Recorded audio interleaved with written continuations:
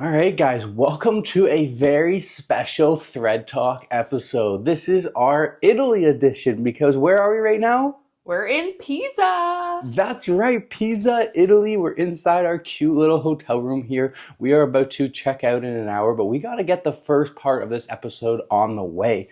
So if you guys have been following along for a little while, you know that we're going to do kind of incremental blocks for this episode. We're going to do one story each, and then we're going to move on. We'll do another story tomorrow, and we'll bring you guys kind of like segments as we move throughout the trip. I'm going to give you a little bit of trip updates as we go along.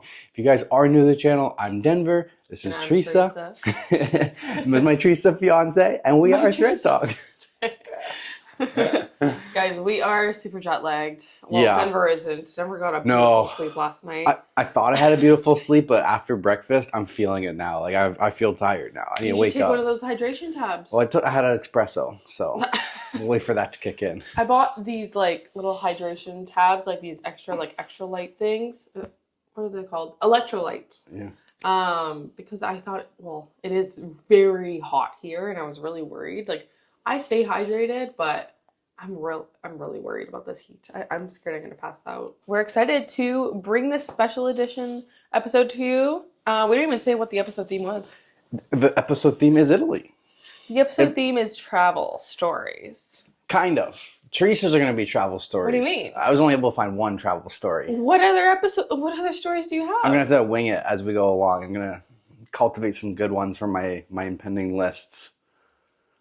So as this wasn't part of the plan. As I go through it, I have this document of like themed ideas for all these stories that I read and all the good ones. I put them under a theme. I'll have to pull out the best, most travel-related ones from those themes because I wasn't able to put together a proper one for this episode. I told him a week in advance about this topic. I was busy doing other things. Okay, all right, let's get into it, and then we'll go through our stories, and then we will give you guys a little quick Italy update so far. Perfect. You want to go first? All right, this one was posted 3 days ago, and I think it's very fitting. Am I the asshole for not giving up my seat on the plane? Am I the asshole for not giving up my seat on the 10-hour plane ride? So I, 25 female, went on a 10-hour plane ride out of the country around a week ago. I booked the aisle seat because I don't like having to climb over people to go to the restroom. We're about to take off when a mother of, I think, a 9 or so year old comes up to me and asks if we can switch seats. She had a middle seat. I told her no, and I liked mine for a reason. She got very mad and started yelling, and her kid was crying. I just put in my headphones and didn't give a fuck. When the plane landed, I got nasty comments and was called a horrible person and an asshole. So, was I the asshole? No way. Never give up your seats on the plane. And if you are someone, don't shame them for not giving up their seat. There's nothing wrong with asking and seeing if they're willing to make the accommodation. We've done that before. But don't have a hissy fit when you don't get your way. If you have a problem with that, they make this thing. Yeah, they make this thing before you book your flight of prepaying. Prepay for your flight. Exactly. No, no way. I would be giving up my paid aisle seat for a middle seat. And in what world, sorry, but like, I wouldn't even ask. If I was sitting in the middle, I would not ask someone in the aisle to switch That's with me. true. I wouldn't even be asking if it was middle seat. Not for that. We've asked before. When you have something of value, you ask. We've asked before for our trip to Cali when I had an aisle, you had a window. You asked the person in the middle of beside you if they wanted to get the aisle and move up. So they get closer to the front of the plane and they would get an aisle seat versus having to sit in the middle. Yeah. We did that and they were like, oh, okay, yeah, sure, that sounds better to me. No brainer for them, but like... Don't ask somebody to downgrade for you. Exactly. Oh my gosh, should we give a little insight into our plane ride? Oh my god, that was one of the worst... No, it was the... It was, I think it was... Mine. It could have been worse, but it was definitely like the worst flight that we've ever had. Yeah. Well, okay. So we ended up actually getting, so we were on the side, we flew with Air Canada. We were on the side with like 3 seats and the one beside us was empty. So that was beautiful. We were so excited about that. We could sprawl out. Extra room for our bags and sweaters and stuff. So like the extra seat, that was Amazing. So at the beginning, it was looking great. Yeah. When we were, the whole thing was pretty perfect. Like we did our day. We took a red-eye flight, so we flew overnight. We were hoping to get sleep on it, and then we're gonna arrive at 11 a.m. in Italy on the next day. And it's a 9-hour flight from Toronto. 9-hour flight. Everything was good. We get to the airport 3 hours early because that's how Teresa likes to do it. Comment if you do too, because they say international flights 3 hours early. Why wouldn't I come 3 hours early? Why would I risk missing my flight if there are lines? I am smart. So and it was pretty easy. We went through the checked baggage. We got free checked baggage last minute thanks to Teresa's special credit card or whatever that had that perk. That only took like 5-10 minutes. We go through the security, another 5-2 minutes, not really waiting in any lines. Like everything's flowing really good. We get through. We are 2 hours and 40 minutes before the flight takes off. We go to a restaurant. We wait. We try to get into the lounge. Didn't work. Put ourselves on the wait list. 5-10. We go to the Lee restaurant. We wait for about 10, maybe 15 minutes of the line. It went pretty quickly. Sat down, had dinner, chilled, took our time. Had this couple beside us. We had a nice really couple. Sweet. Yeah, we were talking to them. But I just mean like the timing was perfect because when we were done eating dinner, we went to the washroom and then we boarded and we were like the last ones on the plane. Yeah. It worked out. I'm almost thinking like we should have been stressing a little bit more while we were eating. Yeah. I know. It was like too perfect for me. We just made it.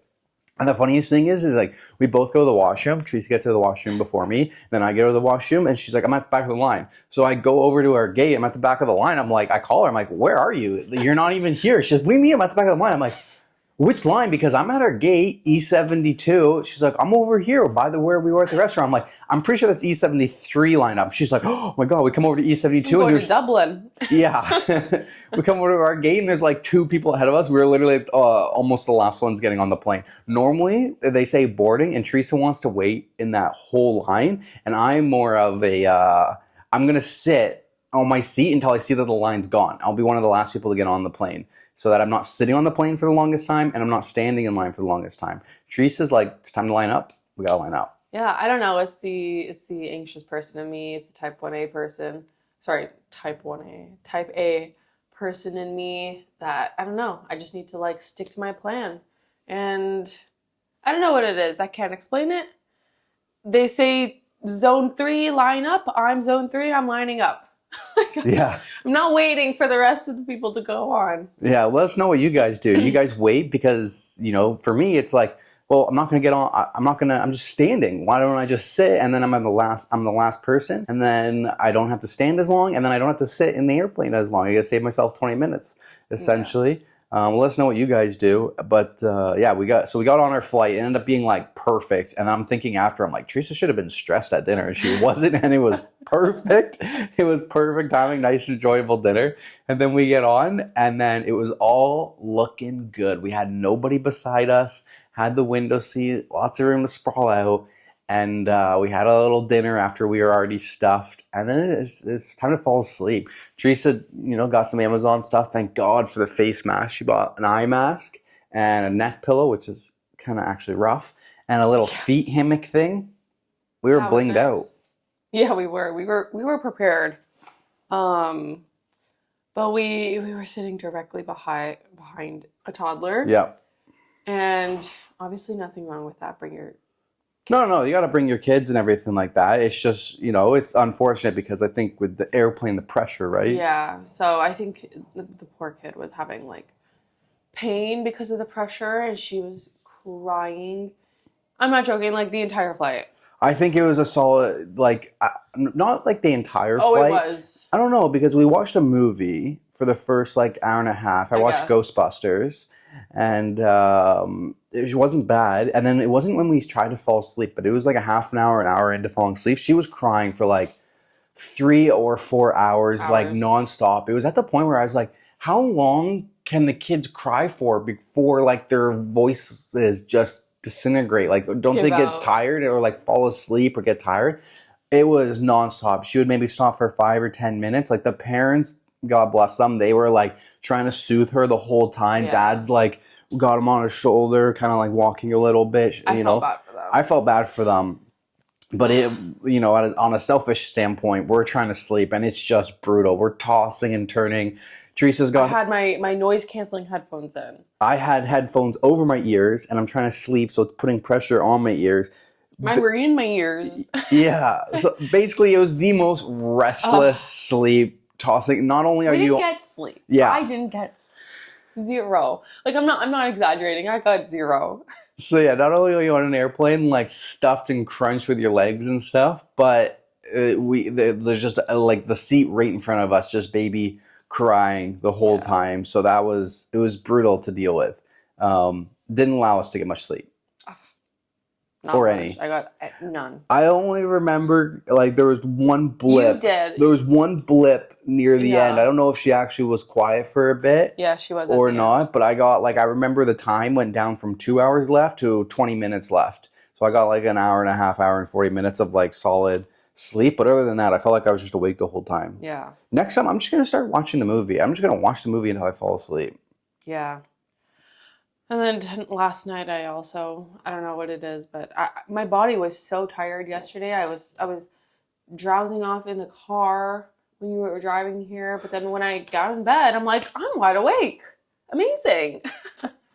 Well, let's get into my story, and then we will continue on our trip from when we got out of the airport. All right. All right, my story is coming from relationship advice. I thought my husband was cheating. I followed him on his work trip, and he was not. Now what?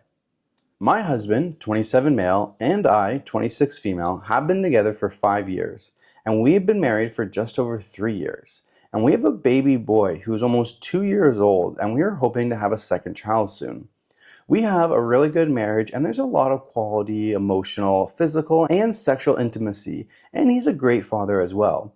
However, I think I may just have ruined it all. A friend of mine works in the same department of the company as my husband, and they occasionally run into each other, but they have never worked together.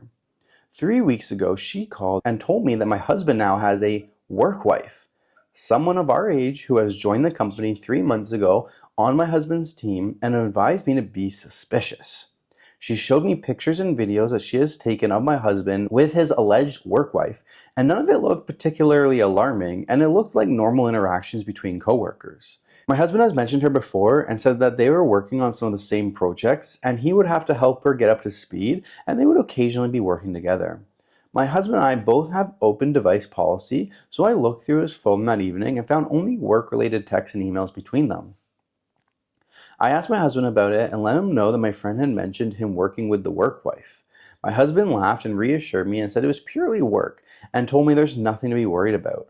I trust him fully, so I dropped it and told my friend that there was nothing going on between them. But my friend was adamant that there was at least an emotional affair going on, and it would turn physical if they got a chance, and I asked her for solid proof.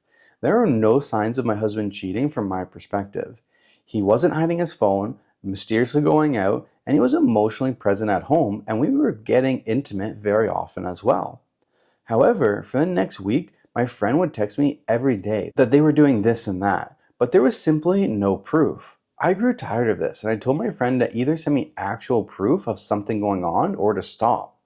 I was still periodically checking my husband's phone and laptop, but never found anything. She told me that to her knowledge, they hadn't kissed or even hugged, but there was definitely something brewing there. But she would stop telling me if she just simply saw a conversation between the two. That week, my husband was given a promotion, meaning his current team, including this alleged work wife, will be directly working under him starting in a few weeks. We celebrated that night, and I basically forgot all about what my friend had been saying until the next day, where my husband came home with a bottle of red wine with a taped sticky note congratulating him on the promotion with a little heart at the end of the message. I went ballistic on my husband for the first time and accused him of cheating, said horrible things that I never should have said to him. He denied everything. Again, there was no proof that my husband was cheating, and he was emotionally and physically present as ever. I apologized to him, and the next day we made up.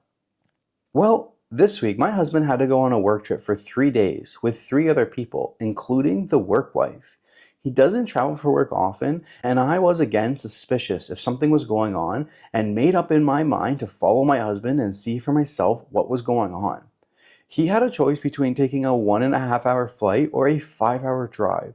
And my husband, being the car fanatic he is, he chose the 5 hour drive. I told my best friend, this is a different friend, about the situation, and she warned me that if my husband wasn't cheating, I would regret doing this. But she did agree to look after her son for a few days. After he left, I rented a car and also drove to the city he was going to. I trusted that if something was going on, nothing would happen in the office and they would wait to get back to the hotel. For 3 days and 2 nights, I tracked his location, observed from a distance, and nothing ever happened. Both days, my husband would have a drink at dinner with the 3 other colleagues, and then he would go back to the hotel room and call me, and on the third day, he drove back home after work. While I was on the calls with him, I made excuses as to why we couldn't FaceTime, and we would just talk with a voice call for a few minutes. I drove back on the third morning and was relieved that my husband was loyal to me, but I have had an overwhelming sense of guilt and self-disgust for breaching my husband's privacy and trust ever since. When my husband came home, I had his favorite meal prepared, and I just hugged him as tightly as I could. It's been 24 hours since he came home, and we went to a 4th of July show today, but all I've been thinking about is what I did. I told my best friend about how guilty and ashamed I felt, and she gave me the ultimatum that either I tell my husband about how I stalked him during his business trip, or she will tell him. What? I know what I did was wrong. I knew it was wrong when I was doing it, but I needed to know for my own sanity. What do I do now? Okay, that friend doesn't care about you. That friend is literally out to get you. Sorry. Yeah, I just want to know at the end, the friend that she told, I told my best friend how guilty. Is that, I think that's The same the one. same one. No, not the same one as the work. That's she never referred to the work one as Oh. best friend. Later on in the story, the one that watched her son while she was gone, she referred to her as the best friend. That makes more sense. Okay. But she was the one that said you're gonna regret it. You're going to regret it. It's kind of You're a gonna regret it. shitty twist on that friend to say that now. Yeah. It's like, oh, you already watched my son and you helped me do this, and now you're going to throw me under the bus? Yeah. You should have said that before I even went. Yeah, that is shitty still. This is actually really tough because I don't think, like, I don't really blame her. Like, yes, like, I know you have to trust your husband and your partner and everything, and, like, I trust you fully, but I don't know, like, if someone said to me, like, they are 100% having an affair or they will be having an affair, like, I would get in my head too. Especially because, like, all these stories that we read too, like, people cheat. It's not uncommon. People It's a cheat. reality. It is a reality. So it would be, you would be foolish not to consider it be true, because no, everyone in a relationship thinks they are with someone that will never ever cheat on them, right? Like, we always hear that, like, we had the best relationship. We always, like, I never mistrusted him, never thought he would do this, and then he or she did. And that, like, that is so scary because, like, yeah, if you have someone that's, like, that's seeing it every day, like, you're not at work with him, it would be hard to keep that trust with your husband. Like, I don't know what I would do. I don't, like, Would you stalk me? I don't think I would follow you. But I don't know. I guess I would just, like, press and press and press. But I don't know. It's tough. It's tough. I don't really blame her, though. And if I were her, I think I would definitely come clean. Don't keep that from him. You have to come clean, and you have to... Why? What? I wouldn't come clean. No way. If I'm willing to stalk you on your business trip, I would, and I don't trust you that much, I don't think I could ever admit You're to you. You're going to live with that? I'll bury it. I'll suppress that shit. I don't think I could admit to you that I don't trust you. I don't think I could. I think I would just bury it. My own insecurity and stuff like that. Like, I don't think I'm gonna tell you that I stalked you. Like, I don't care. I'm burying it. I'm taking it to the grave. Interesting. I don't think I would be able to live with myself. I would, I don't know, like, I always have to say what I'm feeling and what's on my mind. So I there's no way that I would be able to just keep that a secret. But all right, so top comment. Drop your quote friend. She is deliberately trying to destroy your marriage, as has been from the start. Tell your husband everything, as you have explained it here. Apologize for not trusting him and tell him that you are blocking your ex-friend and never speaking to her again. He sounds like a pretty chill guy, so he'll probably forgive you, but it may take a while to get his full trust back. That's what I was thinking. Like, I don't think he's gonna divorce you for this, hopefully. I don't know. You never know. I mean, you did a pretty non-trusting thing. I would think that you can't trust me. And like, why would I want to be in a relationship with someone who can't trust me? Listen, babe, if you're going to stop me from not trusting me, just never tell me about it. But just, the friend was you need to hold super that in. convincing. Like, Because he has talking to a female coworker at work. She doesn't even work in his department. She just sees them talking together. And he already explained that she's on his team. I don't know. That'd be like someone texting you while I worked at Lexus beside Chloe. I don't know. Because I literally would talk to Chloe all day because our desks were put beside each other. Yeah, I don't know. It's difficult. It's difficult when you don't know the girl too. Yeah. So someone replied to that comment and said, honestly, I think OP's husband needs to report the friend to HR for harassment. She is very persistently accusing him of having an affair with a coworker, who is now one of his subordinates. She went as far as to take secret photos of him and the other coworker, trying to prove that they were having an affair. This friend could nuke his career and his reputation if she doesn't stop. OP may not be the only person she's gossiping with about this alleged affair. Other coworkers have likely heard it by now. If I were OP's husband, I would be more concerned about the friend than OP. The friend had enough influence to get OP to believe her story. So how much easier would it be for her to convince people at work? Interesting. Yeah. But then if you tell him that you need to report her, you gotta come clean about this, I feel. Yep. Yeah, I don't know. I say come clean. I would say bury it. Take it to the grave. Let us know what you guys think. I'm shocked that you're saying that. I just don't think she should have done it. I don't think she should have done it in the first place. My first thing. But don't you understand why? No. My first thing is she shouldn't have done it in the first place. She should have had trust in her husband not to stalk him on a business trip. So if you're willing to be crazy enough to stalk your spouse on a business trip that's 5 hours away, but some people never do that admit and to it. Find out that their partner is cheating. Right. So if you find out your partner is cheating, then you confront them. When you're wrong, you find out your partner isn't cheating, you bury that shit to the grave. Because if not, you look like a psycho who doesn't trust your partner. I swear to God, if you stalk me on a 5-hour business trip, find out if I'm cheating or not, I would lose me? No, but I would lose all trust in you. Our relationship would never be the same because I would have lost so much trust in you. I don't know. I would feel like I can never trust you again. Yeah. Good thing you don't have any work wives anymore.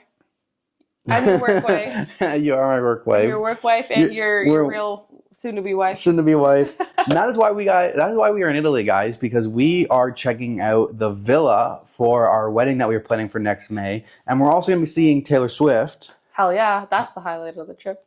But today we are leaving Pisa and we're heading to Florence, so it's time to pack up and get out of here. Gotta go. Yep, and we're gonna go and just give you guys a quick fill-in. Like after we got out of the airport, we had a little bit of a struggle, but we finally got our rental car. We always have a struggle with our rental car for some reason. Yeah, every time we book a rental car, issues. Because we always buy the cheapest rental car. We never buy the rental car at the airport. We search the deals and we find the cheapest one possible. We don't like overpaying for things. So we find the cheapest one possible, and then all of those ones involve a shuttle from the airport. They're never at the airport. So you have to find the shuttle location. So I read the instructions and it's like, first we see, okay, go to door 5. So we go to door 5. We're at terminal 2 though. So then it's like, go to door 5 at terminal 1. We're like, we're there for like 5-10 minutes. We're like, where's the sign? Can't find it. Reread the instructions. Terminal 1. Oh, we're not at terminal 1. Then we go to door 5 at terminal 1. We're there for 5-10 minutes, still not seeing a sign. Reread the instructions 3 more times. Oh, departures of terminal 1, not arrivals or whatever. So then we have to go up the stairs, and then right when we come out the door, the shuttle is actually right there. So we didn't even have to wait, and we just got right in. It wasted a lot of time. Yeah, it was like 20 minutes of like... No, it was more. Like stress, a little bit more of like stress of being like, where is it? And then we get to the rental car agency, and it's this little sketchy little lot with rental cars and stuff. Little shack. And pull up, and she's like, oh, where's your international driver's license? And I'm like, what do you mean international driver's license? I'm Canadian. Doesn't I didn't know I needed it. Last time we were in Italy in 2019, I didn't need it. I just rented the car. She's like, no, you need an international driver's license. We can't rent it to you without that. See, right here in the fine print. I'm like, FML, like, fuck my life. Like, oh my God. And then she's like, well, let me see if there's anything I can do. She's like, okay, well, if you get the full coverage, then insurance. you'd be okay. And I'm like, wait, what? So I have to pay for the full coverage, an extra $31 a day.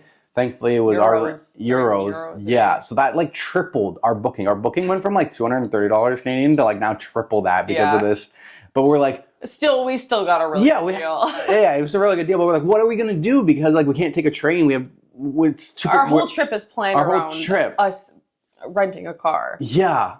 A freaking check bag, 2 carry-ons, 2 backpacks. Like, I don't want to leave this place with a car. So when she said, oh, okay, well, if you just pay this amount, I'm like, all right, I'm feeling like I got scammed here because of this international driver's license, but that is what it is. I don't know if we did, because then I asked my parents, and they were like, no, you need an international driver's. When we went in 2017, we needed one. The reason I feel like I got scammed though is if you need an international driver's license, how did full coverage allow us to not have an international driver's license? I don't know. I don't know either. I don't know the policies, but I'm just happy we got the rental car and we didn't have to do anything else. And then we drove, and Teresa found us this beautiful little beach spot for lunch. And it was only a seafood place, so we just ordered vegetarian pasta. We don't like seafood. Tiny little bowl of spaghetti, and it was just spaghetti with pomodoro sauce, and it was delicious. It was. Oh, truly, like, it was 10 euros, stupid cheap, like, and it was like the best sauce I've ever had. It was just plain spaghetti and sauce, nothing else. Like, it was so good. Yeah, and then we drove, and then we continued to drive to Piza, and I gotta say, man, like, the driving here is like wild. Some things are great. Nobody stays in the fast lane. Everybody gets over into the slow lane, so you can just pass people all day long, and they will only stay in the fast lane if they are currently passing someone, and as soon as they pass that someone, they'll get out of your lane. And it's so weird though, because when we drive in Canada, like, everybody is generally the same speed. Like, if you're in the fast lane, you're not going that much faster than the people in the slower lanes. Like, here, it's like people will be in the slow lane and they'll be doing like 90, and then people in the fast lane are doing like 150. Like, there's a big kilometers. Yeah, everything's in kilometers. I never know what the speed limit is. Apparently, the highway 1 minute is 50 kilometers, and the next minute's 90, and the next minute's 110, next minute's 130. Yeah, it's really weird. Kilometers are really weird. The roads can get very skinny. Like, we're passing, like, it's a 2-lane highway and we're trying to pass the highway, but like the barrier is right where the white line is. There's no extra spacage. So the driving was like at some points sketchy. At some points it's great because I'm passing people. I didn't get stuck behind somebody the entire time. You can always pass somebody, but then you go to these roundabouts and these people come in so hot to the roundabout, you think they're coming into the roundabout and they slam on the brakes at the last minute.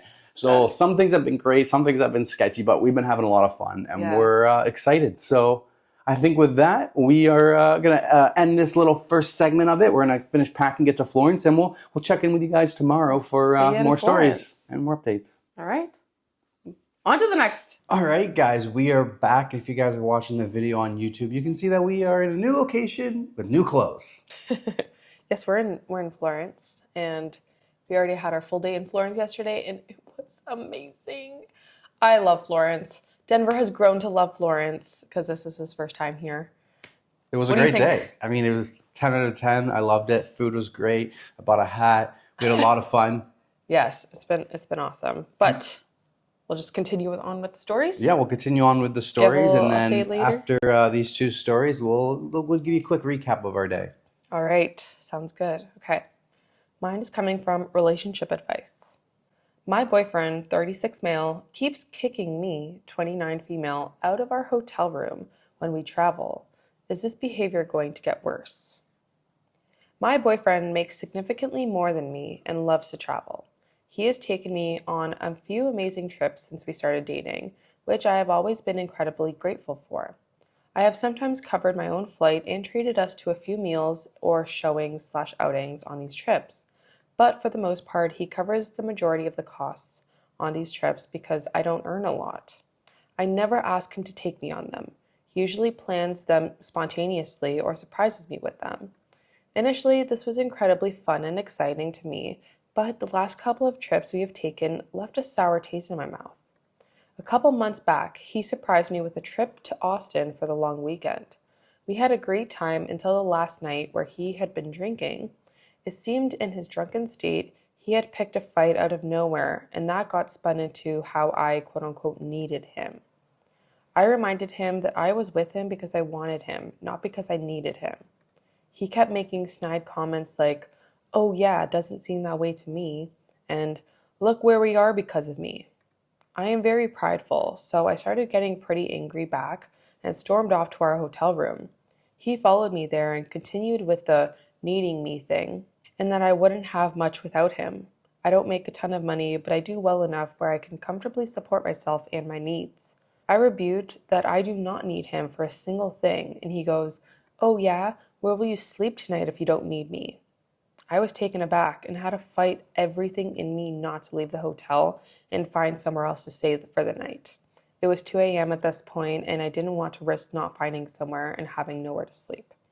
But I couldn't believe he was holding shelter over my head. We went to sleep. I cried all night.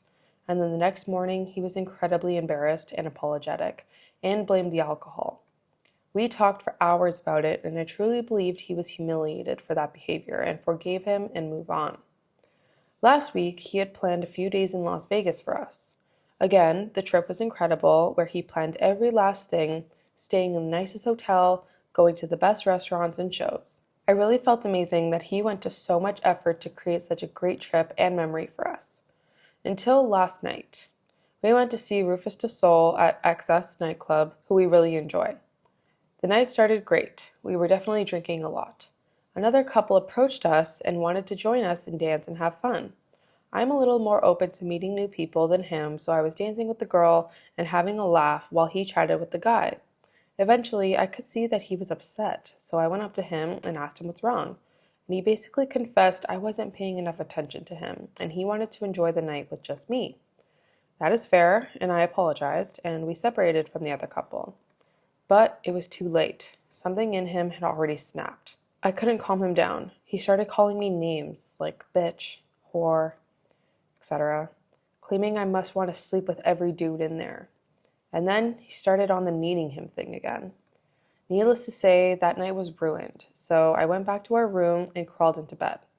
He came in drunk and slurring and saying, if I don't need him, why was I in that room?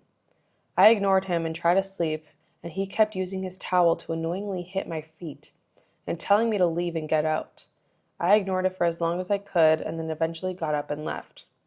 It was 5 a.m. at this point, and I was drunk and exhausted, and I sat in the elevator section of our floor and ended up passing out.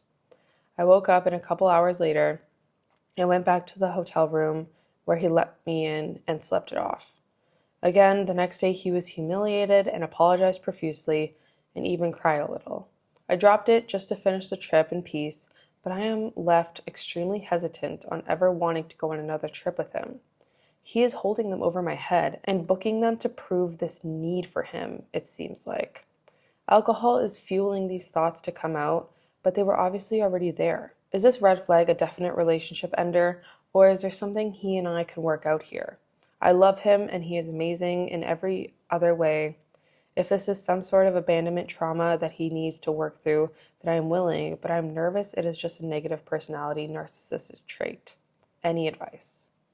Well, I think she hit on the nail there with that second quote. Is there anything that she can do to work it out? It depends on the effort that she wants to put in. And him. He's And got to work on him, himself. yeah. It could be salvageable, I guess, but I have very slim hopes of that. I wouldn't really be willing to, but if she thinks she loves him that bad, I would I would say rethink yourself because the signs are there. But Yeah. like she said, like the thoughts must have already been there, and the alcohol just brings it out. And Exactly. that's exactly what I believe in. Yeah. I believe you always have the thoughts, and the alcohol just makes it easier to come out. That being said, if this is the situation that you want, I think the first step would he needs to stop drinking. He's clearly an alcoholic. Maybe not an alcoholic, but it doesn't do good things for him when he drinks. He becomes an absolute asshole. Yeah. And there's no way you should ever have to go with somebody they are holding over your head. And I think if you do continue the relationship, like my advice would be not to continue the relationship. But if that's what you want to do, maybe there's a path forward. But I would think that whenever in the future, like he makes significantly more than you, so you'll probably move in with him. And once you move in with him, this will probably come to light again and again and again and Yeah. again, because now it won't be hotel. Now it'll be, I provide the whole sole roof over your head. So yeah, if you are going into that situation, I would say keep saving your money. Let him pay for everything, because at some point you're going to need to use your own money to get away. Yeah. And what's that saying? Drunk words are your sober thoughts. Exactly. So, And she seems to already recognize yeah, that. I think she is very self-aware and socially aware that her boyfriend is a red flag, and I think it takes maturity to understand that, especially when you love someone, because yes, like love can be blinding, I think, a lot of the time. Yeah. Um, And even if you take out the whole hotel room thing, like even in this relationship, like, and he doesn't try to kick her out of the hotel room twice, and he doesn't say you're depending on me and stuff like that. He literally calls her a whore. So at that point, done. yeah, Done. exactly. Doesn't matter anything else. Like you start calling your partner names like that, done. Doesn't matter what else you've done. Like that's unacceptable. Yes. So there's been, it's not one red flag. There's like 17 red flags that have Yeah, happened here. exactly. And he has some narcissistic tendency where like you are relying on me. I am here. You only here because of me. You're right. You're right. I am only here because of you, because you brought me on this trip. This trip was your idea. I You never paid asked for for it. I never this. asked for it. The only reason I'm in Austin or Vegas is because of you. So damn straight, you're responsible. If you can't handle that responsibility in a polite way, then you're not mature enough for a relationship. Yeah, 100%. Top comment: don't date a guy who kicks you out of the hotel room or calls you those names. Point blank. That's it. Yeah, point blank. Like either of those things are not okay on their own. Exactly. And like So, who kicks you out of the hotel room? Like he obviously doesn't care about you or where you went or anything. like even if I've been drunk before, I've never like I don't think I would ever get to that point. Like I don't think I've ever blacked out, but I've been really, really drunk where I'm like, I would never do something so hateful. Yeah, like to me it wouldn't matter how sorry you are in the morning. It Yeah. wouldn't matter to me how crying and everything you are in the morning. Like it has been said. So Yeah, it's a damage is tough, done. The milk has yeah, been spilt. it's a tough recovery Yeah. coming back from that. Is it possible to come back from that? I would say so. I feel like we've had one moment like that. Yeah. Last time we were in Europe, and it was Paris, and we had a big fight that night, and you said some things, and we learned some things about our relationship and stuff like Yeah. that. You didn't actually want to break up with me. So yeah, is it possible to come back from those drunken kind of like really upsetful fights? Yeah. But, we didn't try to kick each other out of the Airbnb we were at. No. We didn't We call still each have other love for each other. disgusting names and everything like that. Exactly. So Exactly. where is the line that is drawn? Yeah. Yeah. My advice to OP, yeah, I think I would get out. And I think you brought up a great point about uh, further down the road when they move in together and he's going to be the main provider or the breadwinner. Yeah, I mean, like she said, it is the drunkenness brought the sober thoughts forward, and if they continue on in this relationship, you already know where his core mindset, his core beliefs are in this relationship. He provides for you, and if it wasn't for him, you wouldn't have anything. Narcissistic behavior. Mm-hmm. So if you go to move in with him, he's probably, if he's the main income earner, he earns significantly more than she does. So he's probably going to own the house or pay for the apartment.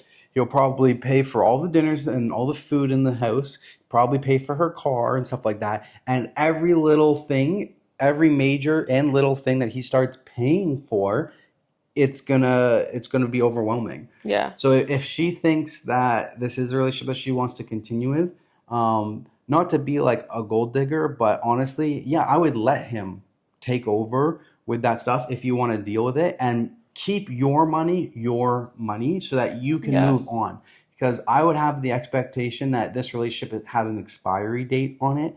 And I think it'd be silly to continue in this relationship and then like sink all of your money into everything, and then it won't matter because you'll sink all of your money into the relationship of whatever, and he'll barely sink any money into it, and he'll still hold everything over your head. Yeah, So you exactly. need to almost keep your position okay. Yes, That be when, financially responsible here. exactly. So like when it eventually comes to the end, that you're able to support yourself leaving. Exactly. You have a clear, stable path away from him. Yes, I think that's great advice. I would say, just, go dig it and, let him reap what he sows. Yeah. So worry about me being a gold digger. Okay, here it is. I'm, just gonna abuse it. But you gotta kind of be a shit person to do that. And she already says in the post that she's like, she's not a gold digger. She's not with him for his money. Yeah. So yeah. She says she can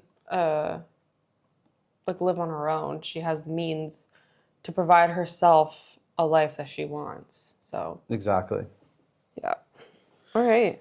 All right, moving on. All right, so mine is coming from Am I the Asshole? It's posted 4 months ago. Am I the asshole for refusing to change my travel plans to accommodate my son's girlfriend who has physical limitations? I love camping and hiking on the weekends. My wife always hated it and hardly goes. One of my children doesn't like it either, but to my happiness, my children Emma, 25 female, and Mike, 28 male, love it, and we do it several times a year. Mike has been with Jenny, 26 female, for about 1 year, and she has some mobility difficulties. She can walk, but not long distances. She is kind and good girl. We have a great relationship, and because of that, my wife and I invited her to go to the beach with us and the rest of the family. I wanted to go to this beach because of a nearby trail that led to a wonderful beach, and on the second day of our 7-day trip, I announced that I would do this trail, and Emma agreed to go along. Her boyfriend did too, and I invited Mike to go. Later that day, he pulled me aside asking if we could actually go to another beach that's accessible by car, so Jenny could go too. I said I didn't want to, because I wanted to do this trail and see this beach, but that we could do that on another day. But the next day would be for this trail. Mike said that Jenny was feeling left out of not being able to participate, as my daughter was also taking her boyfriend and she would be left due to her physical limitations. I pointed out the fact that 4 people besides her were not going on this hike either, and I'm not refusing to go on it because of that, but that tomorrow I had other plans. He said that I should understand her situation and not force a situation in which she is clearly being excluded by physical limitations, and if that were the case, he wouldn't go either. I agreed and said okay. And the next day, by a miracle, my son wanted to go, so the 4 of us went out on the trail. During the trip, my son barely talked to me. And when I suggested we go to another beach by car, he said that I have some nerve to suggest that after all. My wife and the rest of the family have decided to stay out of this, but I'm at a loss. Am I the asshole? Okay. I feel like you might be a little bit of an asshole because you're on this trip for 7 days altogether. Like, just a little bit. Like, I understand that he wants to do his own thing. I think it would be a little bit different if you were, like, not on the trip together. Like, she has mobility issues. So I want to say a little bit. Like, no, you're not wrong for wanting to go. But I think once they said that, like, Jenny felt left out, I think, like, for me, if that was me in the moment, I would have been like, that's reason enough to switch my plans. Like, Yeah. I wouldn't want anybody to feel left out, especially, like, if you're going on the trip all together. Well, They're all together for 7 days, like. but it's not like she was the only one left out. There are still 4 other people, including his wife, that weren't going on the trail. That's true. That's fair. And it's like, this is this situation, but I'm envisioning like you go to a resort, 7-day resort. Yeah. And it's like, hey, today I'm going to go out the parasailing. Okay. Not yeah. everybody wants to do that. I'm afraid of heights. I Okay, guess. you're going to stay back at the beach. I feel like not everybody needs to go. It's like we're planning our wedding for Florence next year, and we were talking about, hey, the first day we arrive, we should plan a day trip into Florence because the villa is an hour drive from Florence. Yes. And you're like, if some people don't want to go into Florence, it's okay. They can stay back playing this activity, but not everybody has to go. Mm-hmm. So I don't think there's anything wrong with planning Okay. the activity. If anything, I think I know who the real asshole in the story is. The real asshole is Mike. Mike is the son? Mike is the son who's The dating boyfriend? Jenny. Okay. Why? Mike's the asshole because he ended up going on the trail without Jenny and left Jenny back at the house. Oh, okay. I didn't get that part. Yes. Then, yes, he's an asshole. Yeah. You would never do that to me. No. No. So he ended up leaving the four of them. So the OP, his daughter Emma, and her husband, and Mike, the four of them went out on the trail. And Mike ended up leaving Jenny back at the house. Okay. Mike's the That's asshole. not okay. Mike's the asshole. Yeah, for real. And then Mike gets mad at his dad when he suggests that they go to another beach. I guess after the hike didn't take as long and there's still a lot of time left in the day. They go to Yeah. another beach by car. But Mike's the asshole. Why would you leave Jenny? Yeah.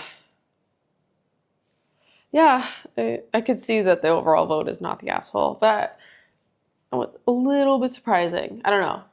So top comment, not the asshole. Quoting, as my daughter was also taking your boyfriend and should be left out due to her physical limitations. Your son and his girlfriend can spend some time together. It's not a big deal. This is one day on your trip. It's not like you have designed the entire trip to exclude her. This is going to be life for your son and his girlfriend. People are going to want to do things she's not capable of doing. Having them spend the day together isn't the biggest deal. I guess. Yeah, I mean, everything you plan in the future, it's going to be, you're not going to be able to do everything. Yeah. Yeah. I don't know. For me, I don't know. I feel like we could also I would say it would be kind of rude if every single person on the trip was going and Jenny was the only one who couldn't go or wasn't going. But the fact that there was 4 other people not going makes it not a big deal. It's fine. I guess that's fair. Yeah. Yeah. Okay. It's like when you go to the cottage and some people want to go out on the boat, some people want to stay in the cottage. Some people want to go kayaking or in the canoe or the paddle boarding, and some people want to stay at the cottage on the beach. Yeah. Split activities. All right. That's all we got for the stories. And now for our Italy check-in. Where do we leave off? Yesterday morning, we are in our Piza hotel. Yes, we were. We drove an hour and a half over to Florence. I would say it was a much shorter, much easier drive. It was nice. 3.5 hours of driving. It went by quick. Yes. Yeah, we arrived in Florence. Oh my God, the streets here, nerve-wracking, guys. So tight, one way, pedestrians everywhere, mopeds and bikes lined up. There's barely any space. Our hotel is in the middle of downtown Florence. Yeah. And first we had to find the parking and the check-in. Yeah. They're not at the same location. We had 3 locations to go to, actually. Yeah. Our hotel isn't even the same place as check-in. Yeah. So there was a check-in, which was like a few blocks down, and then parking was another block down, and our actual hotel was like 4 blocks over. Yeah. So, it was a little bit of a trek. We missed the entrance, and then there's a lot of one-way streets here because the streets are literally this big. Had to go around the street, took another 10 minutes, had to go around 7 blocks. Literally like 7 blocks. And I don't know, just the drivers here too are like crazy. Yeah. No patience. They get so close, they're up your ass. It's like, Ma, where are you going? Yeah, you make a mistake and it's like, man. And then like the parking, the street is so tight, and then the parking is like inside a building. It's not like there's no parking lots. So the parking is like literally the bottom of these buildings. The buildings are all so tight together. And I had to do a 3-point turn to get off of the street and into the parking lot. And the gap to get in is like 1 inch on either side of the car to get in. Yeah, it was crazy. Everything. That's why people have such tiny cars here, because everything is so tight. Yeah, we rented a Fiat 500. So 500, like the SUV one. Yeah, it's a big one. The Fiat SUV. So then we dropped the car off, and then we had to walk the luggage over to the check-in place. 5-minute walk. In this heat, it's a lot. Plus, we have 3 luggages. We have 1 check bag and 2 carry-on luggages. And 2 backpacks. We packed a lot. Yeah. For 7 days, we packed a lot. It's 35 degrees here. It's so hot. Oh my gosh. So we get checked in, we arrived at 1, and our room was actually ready, so we were able to just go right to our room, which was great. And they gave us the key, and they're like, okay, you got to go over here, and you got to do this. So then we had to go another like 10 minutes away from the check-in place. It's gonna be like 10, 15 minutes to get back to the car. Yeah, I'm not looking forward to that.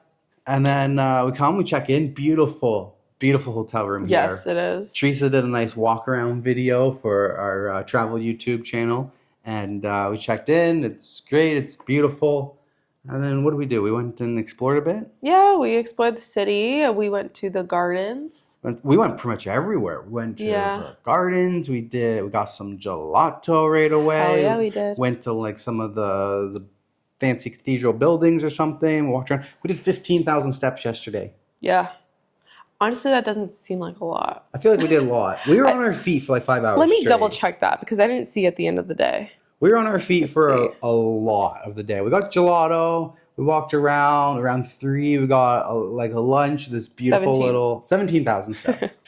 Got lunch at this beautiful little spot. And we went over to those gardens. And oh my God. You go to the gardens and it was uphill. It was just like this the whole way. It was like steps for like a half an hour. So it was a 45-degree.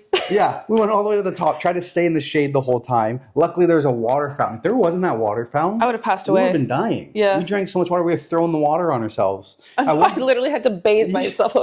People were looking at me funny. I was like, I don't care. I'm literally going to pass away. At one point, there was a water fountain. I just put all my arms is deep in there. As I could go, I'm just resting in there, cold water on my arms. We did. It was desperate times, man. Like it's really hot. We're not used to it. We're from Canada. We're not used to it. No, I mean, there's a heat warning now. Yeah, there's a heat wave like a warning serious, for they said Italy it's red alert to get up to 40. Yeah, and then after the gardens, we walked around a lot. We got some souvenirs for our families. The souvenirs are not crazy priced. No. When we were in California or Vegas, every souvenir was like $10, $20 for like a little fridge magnet. It's $15 US. Everything here is like €1, €2. Like all those little souvenirs, super nice and cheap. Really cheap, yeah. And then we got you some pearls. Oh yeah, we got these. Teresa got some pearl earrings. They're very cutie. I got a bow tie. Yeah, bow tie for the wedding. Yeah. Because Denver was like, oh, I want to get you some earrings so that you always, whenever you put them on, you think of our trip here. And I was like, well, I want to do that for you too. Let's get you something. He's like, oh, maybe my bow tie. Like we passed by like a tie shop and went by a lot. I'm like, oh man, I don't wear ties anymore. That would have been nice when I used to work with suits and I wore ties. And she's like, well, what about the bow tie for the wedding? I'm like, oh, okay. And we went, found a nice silk one. And we were kind of stopping in all the little stops. We shopped a lot. We did shop a lot. I found some baby gear for Madison. For he who shall not be named. For he who shall not be named. Who has not come yet, guys. We are impatiently waiting. Probably by the time this comes out, he will be. By the time this comes out, he'll be around. We'll have a name for him. Yes. So the next episode, we'll name drop for you guys. Hopefully. Potentially. Yeah. And then we went to dinner. I found dinner this time. It was it was awesome. Rooftop dinner. That was like 6th floor up, and oh my gosh, the pasta was to die for. Guys, homemade pasta. This is huge for Denver because I don't know if I mentioned this yesterday, but when we came in 2019 to Italy, Denver was miserable. He hated everything. When we were in Rome, he hated the food. When we were in Rome, I got McDonald's for lunch that day. He was like, "Why is there leaves in my sandwich?" No, leaves and potatoes on the pizza. And on the sandwich, you're like, and no meat on the sandwich. There's tons of meat. Well, we found meat on our sandwich today for lunch. Bro, whatever. He was just a freaking Debbie Downer that whole trip in Italy in 2019. More culturally. Oh yeah, his palate has expanded. Yeah. He is like 10 out of 10 everything. Oh my god, you know that TikTok? I love it. What is it? Fantastic. Give me 14 of them. Yeah, and. Oh, got a hat. I found this hat yesterday. Yeah, I should wear it. Just a full-blown Italian now. I'm in my tourist mode. You're in your Italian era. The only problem is I walk around with the camera, and then the scam people or the sales people that walk around, they automatically know tourist. Yeah. They're videotaping tourist. I feel like we look like tourists too. Maybe. Then we after dinner we just walked around. The nightlife here it's wild. People Poppin'. playing music everywhere. Such a difference from Piza. People are out on the patio with the football game going on. They're all there. Just everybody is out and about late at night. We went walking till like 10:30 at night.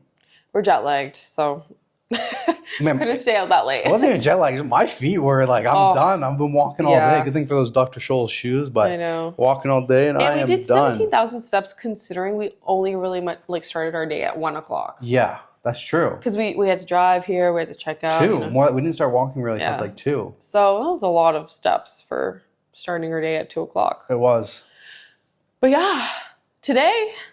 Where are we going? We're going to see the villa. Today is the villa day. So we're so excited. Yeah, we're going to finish packing up. We're going to get on the road and we are going to see the villa. We got to go now. Yeah. 8 minutes till check out. We got 8 minutes till check out. Disaster. Yeah, we got to go. So we will check in with you guys tomorrow morning for another story and a villa update. See you later. And we're back. We're back. This is part 3 now. Yes, we are in the villa in beautiful Palea, Tuscany. Yes. And it is a dream here, guys. Oh, it's beautiful. If you guys have been following us on Instagram, I'm sure you saw a little bit of my drone shots. If you guys start following us on our personal vlog channel, I'm sure you saw all the food that we got. We posted a lot. Yeah, we posted a lot. It was delicious. We were really hoping to film this outside with the view of the valley. Yeah, the valley view. So beautiful. But there's these little chickeritas or something. Crickets. They're basically crickets, and they're out during the day. I like to call it the sound of Italy, but it doesn't make for a very good podcast. So we came inside one of the units here of the villa. It's a 17-bedroom villa. This is kind of one of the ones where this is like the kitchen area of one of the areas. So it's inside, it's quiet. So you guys aren't having this little chirping noise going on in the background so much. So let's get right into our stories. But if you guys want to see the villa, we will be posting a YouTube video on it of a walk around. Yes, we will. Video. So if you were hoping to see the villa in this YouTube video, we'll show you a little bit here. This is all we got because of the quality. But if you want to see a walk around, it's on our YouTube.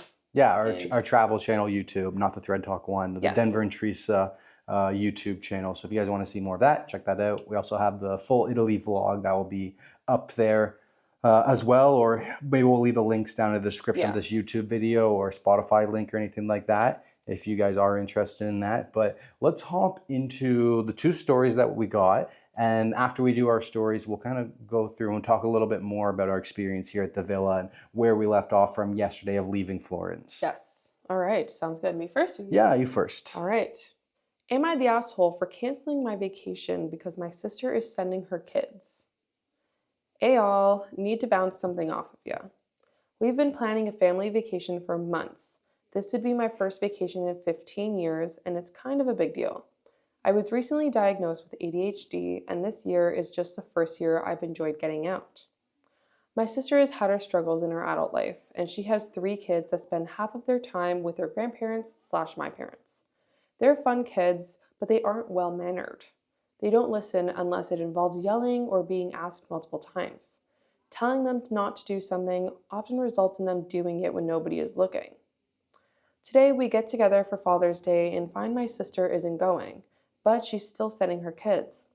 This frustrated me quite a bit, but I definitely wasn't going to speak my mind around the kids. I decided to give it a few hours and reset to observe what I could expect. 3 kids spanning ages 4 to 6, just bullying adults until they get what they want. My sister has a job and a boyfriend and less free time than I'm sure she'd like, but she's no single mom with no support system. I don't think it's right to just expect someone to take your kids on vacation while you sit at home. Am I the asshole? I don't think he's the asshole, but I don't think his sister's the asshole either. We don't know if OP is a girl or a guy, by the way. Oh, okay. I don't know if, yeah, true. I don't know if OP is the asshole. I don't think OP is the asshole, but I'm not going to label the sister as the asshole either. If her kids are not your cup of tea, you don't have to be around them if you don't want to be, especially when you find that she's not there to govern them and they've got free reign with grandma and grandpa because they're there with grandma and grandpa. And this isn't really like a vacation. It's like a little get together, a little Father's Day get-together vacation. It's not like you're going to a resort down in Mexico and her kids are going and she's not. I think they're going camping. Yeah, so I don't know if I would call this a vacation, Well, but to for this her person it could be, yeah. because she said she hasn't been out in a year because of her mental health. Yeah. So for mental health, I don't want to be around these three brats, annoying kids. So no, she's not the asshole for not going. But I don't think her sister's really an asshole for sending the kids to go with Utilizing. grandma and grandpa. Like Yeah. it takes a village, the support system, the parents, the grandma and grandpa, her parents are her support Yeah. system. And you know, I'm sure the kids like being with the grandparents. I'm sure the grandparents are okay with taking the kids. They enjoy time with the grandkids. So I don't think really anybody's the asshole in this situation here. It's just more of, yeah, if you're OP and you don't want to be around bratty kids, like you don't have to put yourself in that situation. You're an adult, you gotta do what you want. And if you don't want to be around her kids, you don't have to be. Yeah, exactly. I agree. I don't think anyone's the asshole. And of course, you're going to utilize those resources that you have of your parents and the kids' grandparents. If they're willing to offer help, like, of course, like Take it. who wouldn't want that? But it's totally fair for you to say, I'm sorry, I'm not coming anymore. Yeah, like it doesn't sound like a vacation to me anymore. Yeah. So, no, you're not an asshole for, I don't know, putting your mom in a bad position, because I think that's what she's worried about. She's worried about putting her mom in the middle. Yeah, nobody's really even called her an asshole. Like, I feel like this is all in her head, right? Yeah. Like she's just thinking, would I be the asshole if I don't go? And it doesn't make you an asshole just because you don't want to go. It's not like your sister saying you're a terrible person because you don't want to be around my kids. Yeah. She or he just thinks that they're going to put her mom in a bad spot when, listen, maybe nobody has a problem if you don't go. Right. Top comment. No, it's your vacation, and if you want to have a good time, then don't go. It seems a valid reason to say no. Yeah, exactly. Yeah. There is a small edit to add. Thanks all. I was feeling pretty shitty and selfish with the plans of leaving tomorrow morning. After calming down and reading your responses, I think I made the right and understandable choice. I'm going to stick to it. To those wanting to make sure I get a good vacation, I promise to make it my most enjoyable and active staycation to date. I still have a state park pass and kayaks aren't bad. I'll certainly make the most of it. Yeah, you can make the most of it. Absolutely By make the most yourself. of it. Yeah, for sure. Yeah. You should definitely do that. Yeah, and I think it's like always important to put yourself first and your mental health first. Yeah. Because you don't want to waste this vacation that you've had. You're looking to relax. And Exactly. There's no point dragging yourself through misery Yeah, when nobody even asked you to. exactly. So you do you, enjoy that vacation and don't feel guilty. That's right. Enjoy that vacation. Like we're enjoying our vacation in Italy right now. Hell yeah. We're like, should we extend our trip? I wish we could. We cannot. All right, so back to me. Yes. All right, so this one is coming from Am I the Asshole? Am I the asshole? I went on vacation with my friend and her family and they kicked me out. I got my own room and stayed. I'm in college and my roommate from last year, Meg, whose family is really rich, said she could bring a friend on vacation. It was kind of awkward. I was her third choice, but her family vetoed the first two because they didn't want her bringing a boy or this other female friend of hers that they disliked. Her parents bought my plane ticket and booked the resort, which I was very grateful for. And I saved up a lot of money so I could make sure I could buy my own food and activities for when I was there, and treat her family to a dinner as a thank you for the ticket. But when the trip started, it just got bad. It was her, me, her mom, her father, and two of her father's friends, and her three brothers going. On the flight, they all got first class and got me an economy seat. But I didn't say anything because why argue about a free ticket? The first night they went to a grocery store. It turns out they wanted to cook at the resort kitchen for the whole trip. And by quote, they wanted to cook, it actually turned out that they wanted me and Meg to cook. Oh. I wasn't warned about this, but it turns out that Meg's family is super traditional. That they were seeing cooking as a woman's job, and her mom had just had hand surgery, so she couldn't. So it was me and Meg cooking every meal for 6 men and her mom. And I can't cook well. I know a couple staple meals to feed myself, but since I rarely eat meat, I don't know how to cook it. I'm also okay at cooking for 1 or 2 people, but I have no practice cooking for a group of 9. I screwed it up. I undercooked the chicken, I overcooked some steak, and then her dad was angry with me. I got short with him, and I told him that if he knew how to do better, he could pitch in instead of standing around criticizing. But he got furious and said that he was on vacation. I said that I was trying to have a vacation too. Or did they invite me to be an unpaid domestic servant? Meg's parents and dad's friends got angry when I said that, and they started yelling at me. The argument escalated, and I sarcastically called myself, quote, the help. His dad snapped at me and told me to get out of their suite and go home. Didn't say shit about how he expected me to go about that. Well, I left and I called the airline with my ticket and asked if they could do anything to protect anyone else from modifying or canceling my ticket. They let me set a passcode, so no changes could be made to the ticket without that. Then I went to the resort desk and asked about rooms, saying I was left stranded unexpectedly. They actually did have some affordable rooms available because of a weekday discount. So I got housing and still had money left over for some touristy stuff.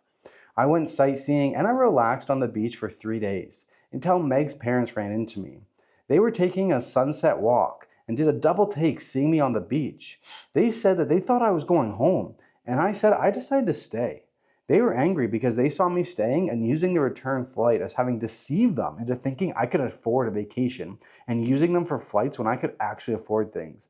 Am I the asshole for staying on the vacation and using my flight home at a later date? No! No, you're not. Oh, it's infuriating. This is wild, right? Oh my God. This poor girl, but a freaking slay, if I've ever heard one. Literally. You get that room, you get that flight change, and you get them locked out to change your flight. Yeah, don't let them in. Don't let them in. Oh my gosh, I'm so glad that you weren't discouraged enough to actually go back home. Well, how would she have gone back home? Like, her flight wouldn't leave for a couple of days. Yeah, that's true. Yeah, exactly. She would have had to try to rearrange her flight to leave. Right. Right? Yeah. Oh yeah, you enjoy that vacation. You go to the beach. It's rightfully your vacation. You took that time off. Bye, guys. Oh, Yeah, it was a pleasure. Good luck. Oh, yeah, best of luck with everything. thank you Bye. so much. Take care. Bye. Bye. Those are our friends. Sorry to interrupt the podcast. We made friends while we were here. There's a couple other wedding guests that were also sampling the venue at the same time. Yeah, they were so nice to come They say. were so nice. Come say bye. Sorry, what were you saying? I was saying that, you took that vacation time. You thought you were getting a vacation, so you might as well use those days to enjoy your vacation. What did they expect you to do?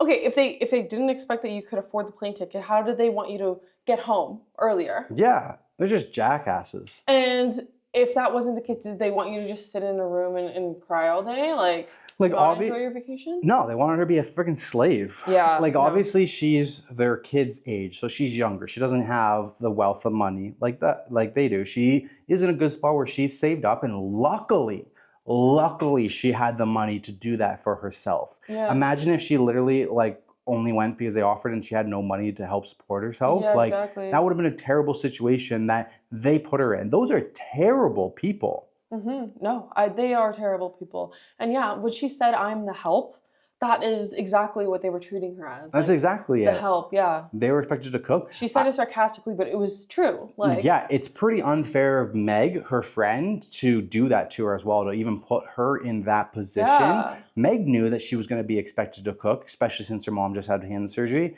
It was very inappropriate for Meg to expect her friend. You don't invite your friend to come cook. Yeah, and it's probably, I don't know, maybe they only invited a friend because the mom had a hand surgery. Yeah, it seems like it. That's why they needed an extra hand. It seems like it. And at the beginning of the story, she's like, her parents vetoed her first two choices. They didn't want her to bring a boy or her other female friend. Yeah. Probably because that other female friend went on the last vacation. They probably had a similar thing where she wasn't good at cooking.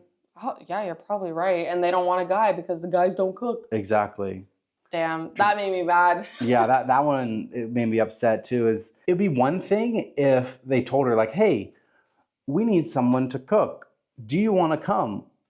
Your resort vacation would be an exchange of cooking if you're okay with that. Mm-hmm. One thing to say that up front. Yeah. Another thing that trips me up too is I don't know where they're from, I don't know where they live, and cultures and everything's different.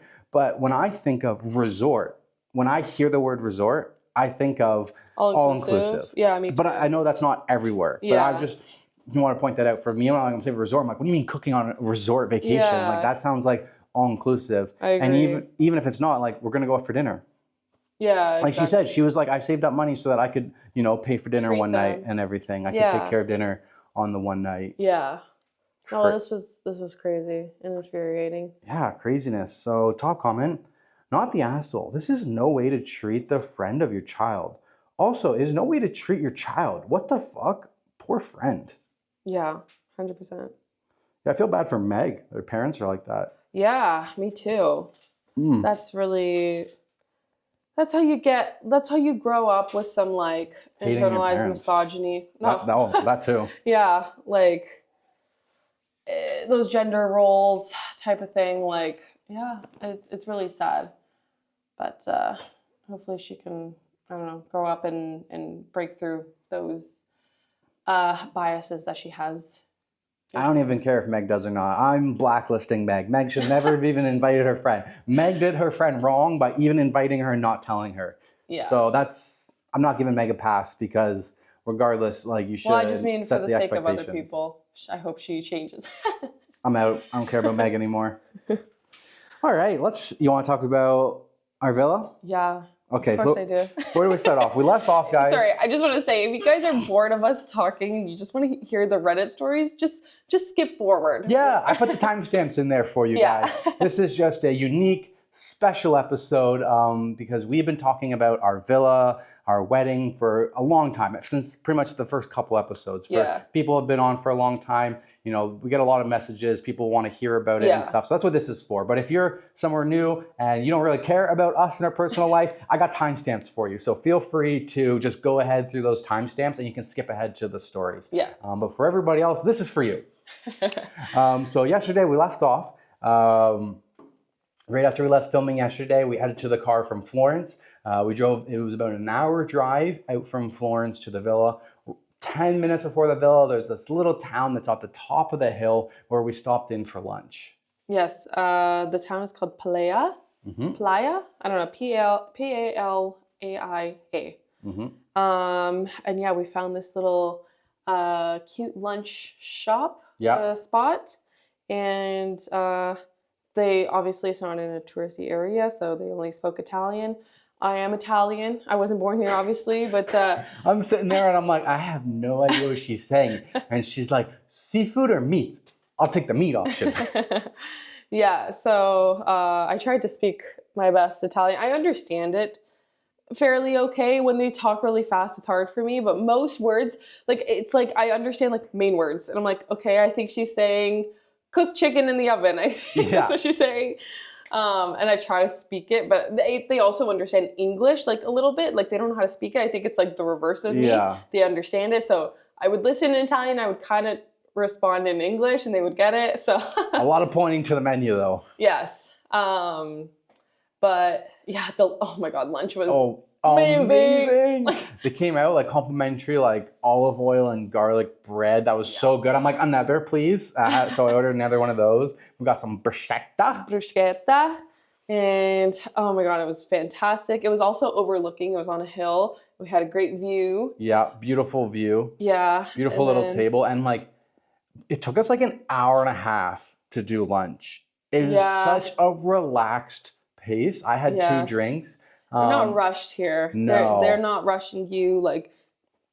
It's good and bad, kind of, because if you are in a rush. We're Canadians, we're North Americans. We're used to go. Yeah. They'll sit you, and then the next time they come around, okay, are we ready to order? Especially for lunch. Let's get into it. We're ordering our food. Yeah. But that was not the case. They sit you, they came around with the complimentary bread and olive oil and garlic. And then they come around, would you like any drinks or anything like that? Then they leave you for 10, 15 minutes and do you know what you'd like to order? And we were gonna order the pizza, couldn't figure it out. Then they left, they came back 10 minutes later and they're like, okay, we'll get the steak. And then it was steak and cheese and arugula leaves. But it was it was beautiful. It was delicious. Absolutely, but it's just you know, after you're done your meal, they come and take the plate, and then they give you like 20 minutes before they come and give you a check or anything like that. They let you like sit and chat and talk. Yeah. And it's just like this whole like different vibe, much more relaxed. And I think also as well as like we're in a small town away from the city. Yes. Yeah. So it was really like just it was relaxing the authentic vibes. Italian. It was. Oh my God. I think it couldn't get any more authentic. No. It was so good.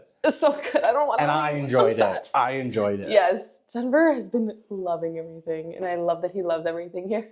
Yeah. It was a cute little restaurant. There wasn't many tables. We sat outside in the shade, little tree. And I don't know, I think there was like 1, 2, 4 other tables there. Yeah. It wasn't like Not super busy. busy. Such a small town, so I didn't expect it to be busy. And then as we were leaving, I saw a dirt bike. It was an older dirt bike, but it was like pristine, restored condition, and the guy was just taking it for a little boot along the street. So cool. Yeah. And then Teresa drove 2 kilometers. She drove the little windy road from there because I was doing some drone operating, getting some drone shots of the car driving along. Yeah. You also had a couple drinks. Oh yeah, I had 2 drinks for lunch too. And then we arrived at the villa, and this place is amazing, guys. Oh, it was so much better than the pictures. So much better. And the pictures are amazing too. Like there's this valley lookout for like where the wedding ceremony could be, where the dinner tables would be. There's the main villa house. There's the farmhouse that we're in right now. So if you're looking at us on YouTube, that's where we're kind of in this like side house. Big, massive pool. Thank God. The heat has been intense. We spent like 2 straight 3 hours. 3 hours in the pool. Pretty much 3 hours in the pool yesterday afternoon. We met another chatting couple. with our friends. Yeah, the ones that said goodbye earlier. We were chatting with them. They're from the UK. The UK. They're also here. So there's 3 other couples here who also were doing what we were doing. They got 1 or 2 night stay, complimentary food. Last night we did like a whole tasting menu. 2 hours. It was basically 2.5. We started it was at like 3. 3. It was 3. And we left at like 10:30. Yeah. Yeah. So it was like 3 hours of like 9 courses. Because it was essentially like, okay, there's 3 different apps. So we got 3 different apps to split between us. And then 2 first courses, 3 second courses. 3 seconds. And a dessert. And 1 dessert, yeah. I don't know if that adds up to 9, but it was something like that. Did, yeah. Okay. It was delicious. Oh, amazing. Dish. Amazing food options. Yeah. Yeah. And then this morning we had breakfast. Breakfast, delicious as well. Delicious. Oh my God, they made homemade ricotta. Oh my God, I'm gonna dream about that ricotta. No one even touched it. I know. And like the villa is an olive oil villa. So like they make their own olive oil. Yeah. Like I saw the lady, she was going down to the olive trees and she was picking the branches. And then later we sat down for dinner and like the olive branches are like the dinner decor. Yeah. I'm blown away. Yeah. Everything is literally a dream. It's a dream. If you guys are thinking about getting married in your hometown in North America, like I know North America is like crazy stupid for wedding prices. Expensive. Don't do it the traditional way. You can get 5 nights here at a fraction of the cost of a 1-day wedding in North America. Yeah, we're hoping to keep our wedding. It's a no-brainer. We're hoping to keep it under like 40K Canadian. Yeah. Less than that, I think, was what our goal is. And that's including everybody's Like food for every single day, everybody's accommodation for every single day, the wedding day. That's including everything for 25 people. So and you could have more than 25 because we're not even maxing out the bedrooms. Like we're gonna be a couple of empty bedrooms. Yeah, and this villa has 17 bedrooms. I think they can fit up to 40 people. But yeah, we want to keep it small. Because if we invite one cousin, we have to invite all the cousins. So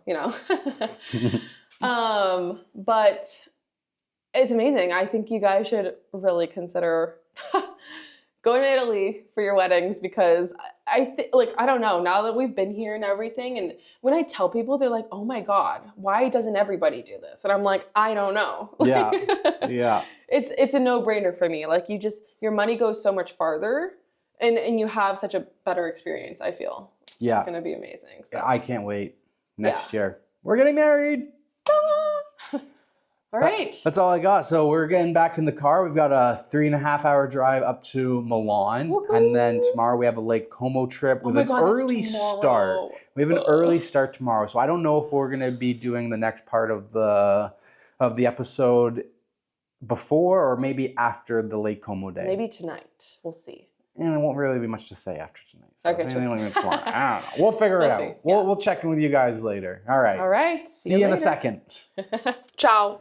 We are back. Yes, we are. It's been a second for you, but it's been a long time for us. This is true. Yes, we have arrived in Milan. And unlike the last couple clips that we've done, we've gone a full 2 days since we checked in with you. Yes, so a lot to update you on. But Yeah. let's get into the stories, though. Let's get right into the stories? Yeah, Okay. an update at the end. Okay. Sounds good. It's your turn. Okay. All right.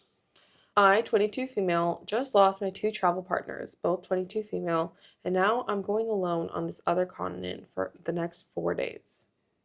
So this was originally posted in 2015. Oh, wow. What started as a great relaxing 2-week vacation throughout Europe has turned into a stressful nightmare. I bought my tickets originally with my 2 girlfriends, one of which I was very close to and had been for some years. I'll call her Natalie. The other girl, we'll call her Jenny, had plans to separate from us halfway through the trip as she had tickets to a concert in another country. Me and Natalie had agreed it was best and safest to stay together for the remainder of the trip. We booked hotels together, but they were only in Natalie's name as I paid her cash. I'm now realizing this was a huge mistake. The day Jenny left, shit went downhill fast.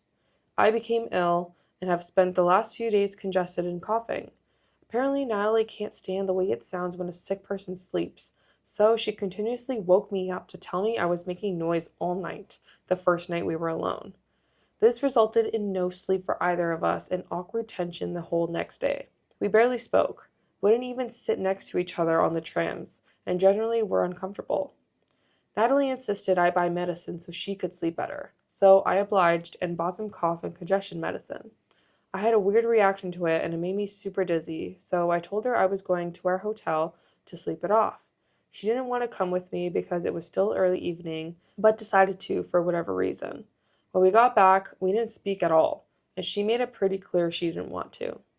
She continued to wake me up throughout the night when I would start dozing off and say things like, "Gross, stop, disgusting, so annoying." She mocked me when I would breathe too heavily. This morning, when I went to take a shower, she texted me from the other room to tell me I should stay back today and skip the 2 attractions we bought tickets for. When I told her I didn't want to lose my money and suggested we go separate because she's clearly annoyed with me, she said, "Yeah, I don't really feel like being around your sickness all day." Tensions blew up and I told her I wanted to be alone today. We're obviously around each other too much and we should take a break. She agreed and said I should try to get a different hotel when we get to our last destination. I told her maybe. With the way she's been acting, I was considering it anyway, and she replied telling me to please do, and that she'd even refund me for the last night here if I get out sooner. My biggest fear coming on this trip was being alone, but I literally cannot stay with this girl for the remaining 4 days. I feel like a leper, someone she looks at as disgusting or a burden. Natalie told me she could easily tell them it's just her staying at the hotel, so my name would be taken off, which made me so angry that I was shaking. I decided right then to not get totally fucked over and booked a last-minute hostel in our last destination where I'll be staying starting tomorrow. Natalie is now saying I've ruined a trip and that she's losing money by me staying by myself. I'm fucking terrified. My family is freaking out, and I just spent the last 10 minutes crying in a foreign Burger King bathroom. I'm so desperate to go home. I was looking into buying an earlier flight date, but I can't afford it. My friendship is obviously over, and the rest of the trip is now going to be spent alone with strangers in a place where I can't speak the language. Help me stay sane and give me some tips on traveling alone. Oh my God. That sounds like a nightmare. A literal nightmare. A literal nightmare. Like you're in Europe, I'm guessing American, or like, Canadian, whatever. It's just where we go to because that's our default. And you come over to Europe, where we're currently in, and your travel partner is essentially abandoning you. This is what happens. People show their true colors when you travel with friends or your partner. Tension is raised. Yes. But like, oh, I can't handle you being sick. Your sickness, I can't handle you sleeping. I don't want to be around your sickness all day. Yeah, like You're just a shit person. Yeah, you are truly a shit person. You're a shitty human being if you can't handle someone getting sick around you. I understand, like, she's probably really tired too, and is probably frustrated that she's not getting sleep. But, like, it's just, like, your friend didn't choose to be sick. Yeah. Like, okay, she didn't choose to be sick. Like it's not her fault. Like, it's not her fault. It's one thing if, like, the not OP girl has been like, okay, I'm going back to the hotel. I need to get good sleep for our events tomorrow. And OP is like, I'm going out to the bar. She gets wasted, comes back, and she's puking and she's making all this noise. Yeah. And non-OP is like, what are you doing? Like, what the heck and stuff like that. Because it's by choice. That's a choice. You're making a stupid decision. Exactly. Consequences. Exactly. That's affecting both of us. But she just got sick. She just got sick. Everybody gets sick. Especially when traveling, you're on low sleep, your immune system is lower. Like, yeah, it's harder. Like, it's not inevitable, but it's hard on your body. Yeah, of course. I mean, like, when we were doing our Euro trip, when I came to visit you in 2019. Yep. I got sick like the first day. Yep. Back in 2019, when I came to visit Teresa, it was the end of March. Yep. And we're in Honningen, Netherlands, not Amsterdam. Netherlands. And we were riding back after we went to a bar or something. We went out. It was St. Patty's Day. Yeah, we went out to a bar. We got some drinks and stuff. And we were biking back, and it starts just cold rain, slight little pebbles of hail. Yeah. And brutal.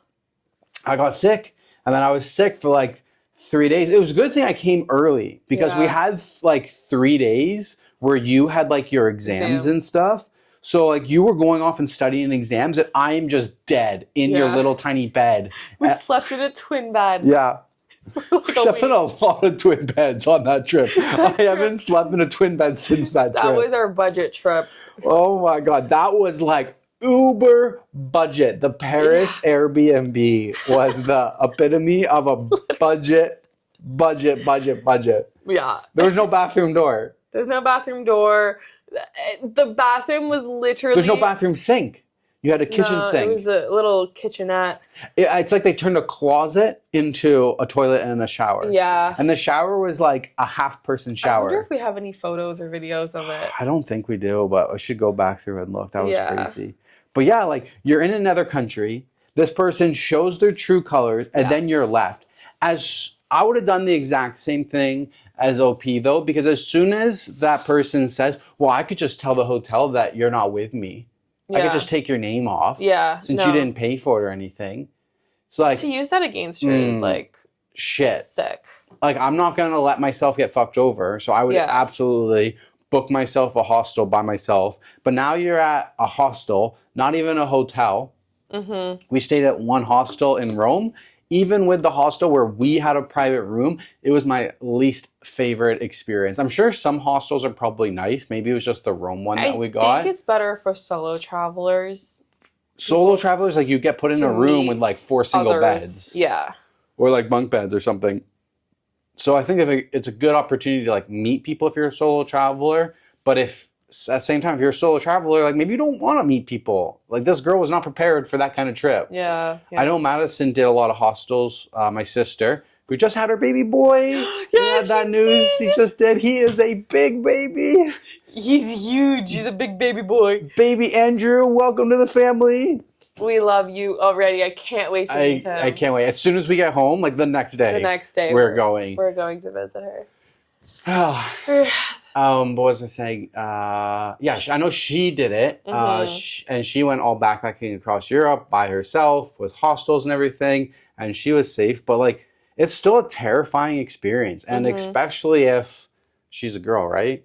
Yeah, I think especially if you're a woman. Like, we kind of talked about this a little bit on the last episode or before or something like that. Where, like, I'm a guy. Like, I don't understand those fears that you have. And, like, you kind of, like, express them and stuff. And I can understand, like, you're the scariness of being a solo traveler, a woman traveler in another country that you don't know. And it's like, it's not like you were a brave woman, you like confidence, and you got this, and you were going, and you planned it, and you're ready for it. Like, this just happened to you at the last hour on this trip because... Sorry, you didn't have time to mentally prepare. You weren't prepared for this, and it happened to you at the last minute because your friend is a terrible person who's not even your friend anymore. Yeah. So there is a couple updates. So, due to tensions boiling over, my traveling partner and I won't be spending our time in Copenhagen together. We've been together for the last week and a half, and within the last 2 days, things got so bad that I bowed out of the hotel, got a refund, and booked a last-minute hostel room in Generator, Copenhagen. Any advice, suggestions on what to do to keep busy, or even people in a similar boat as me? I heard there's some festivals going on, but that's about all I know. Go to the roller coaster. I don't know. I just looked up Copenhagen where it was, and a picture of a roller coaster came up. So it's Denmark. Yeah, Denmark. Wow. Another update. I posted yesterday about how scared I was to be alone in the nice city, but wasn't given much choice as my travel partner and I were simply not getting along. Well, I'm here and I've never done anything like this before, so I'm super excited. So many of you have personal messaged me and commented offering to show me around, grab a beer, or just meet up and talk.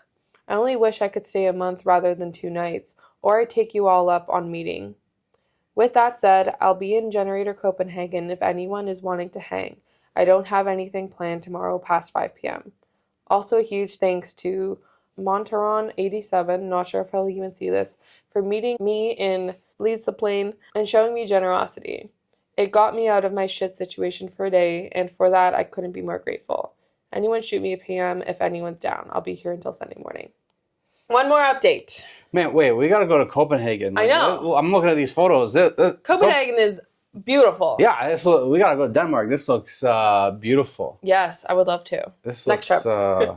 absolutely beautiful. So, shortly after posting the OP, I got quite a few Redditors contacting me via PM. I had been sitting alone in Amsterdam, silently freaking out for about 2 hours before I posted to the sub, and honestly, it was the best decision I could have made. About an hour after leaving the hotel I shared with Natalie, I received a text from her asking me to not tell any of our friends back at home what happened with us, because she didn't want added drama. I hadn't spoken to any of them, but I had let my mom and sister in on what happened, and that I'd be staying by myself in a hostel for the remainder of the trip in case I got into any trouble. They were, of course, livid that I was going to be alone, but I asked them to not contact Natalie or anyone else other than me. After they'd calmed down, they agreed, and I felt a ton better. I ended up meeting with another Redditor from the thread, shout out to you/Monteron87, and he ended up showing me around some of the city. It was so relaxing, and he was super fun to be around. I actually almost forgot about Natalie for the day. And then Natalie sent me a picture of her and Jenny, our previous travel partner, who apparently was in the same city and wanted to meet up. Jenny never bothered to let me know that she was in our area or asked to see me, despite us three all being together for the first half of the 2-week trip. They were in one of Amsterdam's coffee shops, one that I'd asked Natalie to go see with me to see previously before our fallout, but she was never interested in going. I didn't reply. I didn't see Natalie for the rest of the night until Jenny left, and I went back to our hotel. The next morning, we were set to fly to our last destination, Copenhagen, and we had to fly together. It was awkward, especially when I had to explain to Natalie that yes, I was still splitting up from her when we got there, and that it wasn't just a threat. Still, we kept it cordial, so things didn't get worse than they already were. By the time we got to Copenhagen, I threw her a few hundred kroners.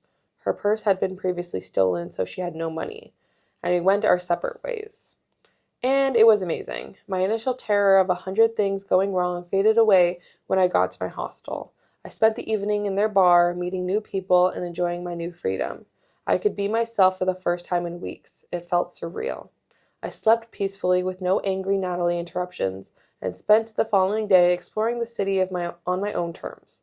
I even got to go into the Tiviolo Gardens. Thank you so much to another Reddit user. If you're ever in California, I'll buy you around. On my second night there, I actually met with another Redditor for dinner and some beers, and I wanted to be able to see everyone who PM'd me. I appreciated every single one of you and your offers, and if I had stayed a little bit longer, I'd have taken you all up on meeting up.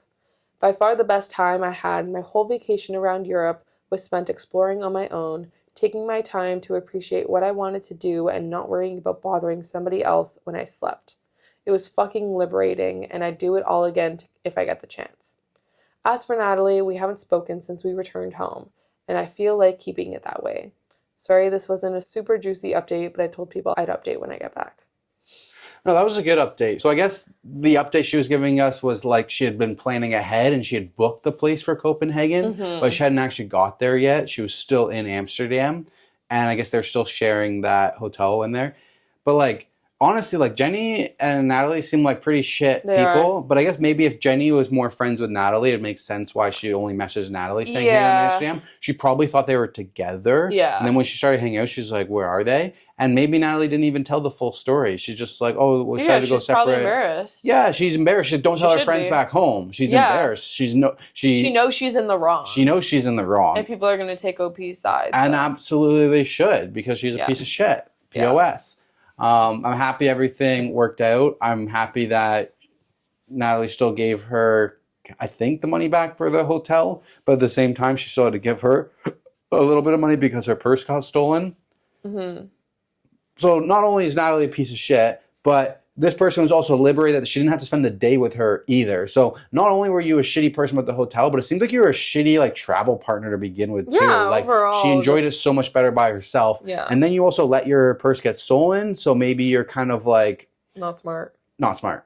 Yeah. Like you didn't hold on to things tight, or I don't know. So it just sounds like she was better off without her. Yeah, 100%. Like that could have been her purse too, or something if Natalie was the bag person. I don't know.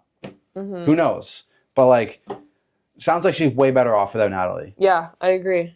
And I'm glad she like posted on Reddit, because I feel like without Reddit, like she wouldn't have had the experience. Like she met up with people. She would have been scared and stuff like that. And Yeah. because of the people on Reddit, That's awesome. Beautiful community, I love like helped that. her with her travels and everything. Yeah. That's amazing. I mean, even with our little community here, like you had someone message you and they're like, "I'm from Milan, I'm going to Taylor Yeah. Swift concert. Like we can hang out before Taylor Swift if you want." Yeah. So we may or may not meet up with them if it works out right before we head over to that, which is happening today. Today is Taylor Swift for us. Teresa's long-awaited Taylor Swift. All I could think about. I'm so freaking excited. Okay. Let's move on though. Okay, we'll get through my story, Yeah. and then we will get through with our travel update, because we got big update because it's been 2 days, double update, pretty much. Okay. All right, so mine is coming from AITAH, posted 2 months ago. Am I the asshole for refusing to lend my friend my house for her wedding after she asked me to get a paternity test, resulting in her having to cancel the wedding? That was a lot. Yep. My friend Sandra and I have known each other for 20 years. We are 30 and 32. Sandra is getting married to Andreas, and I am married to Ian. So, some relevant information. Andreas and I originally come from the same country and even the same region. We share many characteristics. We both have very round faces, deep brown eyes, long straight black hair. If you didn't know better, you might assume that we are even siblings. I met Andreas 6 years ago and then introduced him to Sandra, and he proposed to her 2 years ago. I own a beautiful property in my home country that I was ready to lend to Sandra and Andreas for their wedding. My property is like a finca and has 10 rooms. Usually I rent it out for weddings at a somewhat high price, but I was happy to give it to them at no cost, with the condition that they hire their own catering and have their guests strip their beds when they leave. So here comes the issue. About 3 months ago, Sandra became more reclusive. She wouldn't answer my texts and we didn't meet up. 2 weeks ago, she appeared at my door with Andreas. They sat me and my husband down, and she said she suspected that my daughter is actually Andrea's biological daughter and requested a paternity test for peace of mind. I was so shocked that I couldn't say anything. My husband lost his temper and raised his voice, telling Sandra that she was being absolutely stupid. Sandra pointed out that my daughter looks like Andrea's. I explained that Andreas and I look alike. She kept shaking her head, saying my daughter would look more like my husband, but not like my exact copy. The evening ended poorly, but I agreed to do the test if they paid for it. The results came back last Friday, showing that Andreas was not the father. We also did a test confirming that my husband is the father. Oh my God. Sandra cried and tried to hug me. I told her I didn't want to and that I didn't want to be friends with her for the time being. She kept saying her worries were justified and made a comment about, quote, Women from your country being more likely to do that. In that moment, I was filled with anger. I told her she could forget about using my venue and that I didn't want her in my life anymore. She started crying, but I had to make her leave. Her and her mom have been texting me, saying they can't find a new venue, but I held strong and still said no. 20 minutes ago, Sandra called me sobbing, saying that the wedding is off because of me. Am I the asshole? Should I have let her use the venue at maybe the usual price? Or is what I did okay? What you did was definitely okay and justified. And no, it's not your fault that their wedding is canceled. They need to take accountability and responsibility for their own, well, not them, just her own thoughts and actions, because people are just so dumb. Like, I don't know. I don't know what else to say. Like, you're so dumb. If someone has the physical characteristics of, they look the same, like, I'm sure it's pretty obvious. Like, how are you gonna... I don't even know.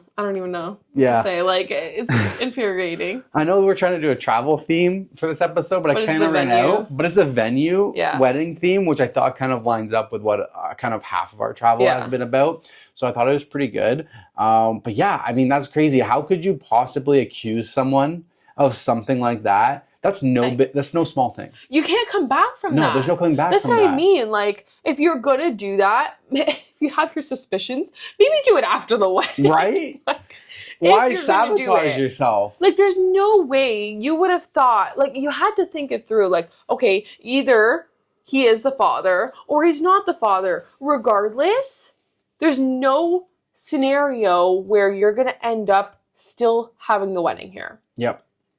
Like, it just wouldn't, like, it's just common sense. Absolutely. Right? Like, I'm glad she did before the wedding, though.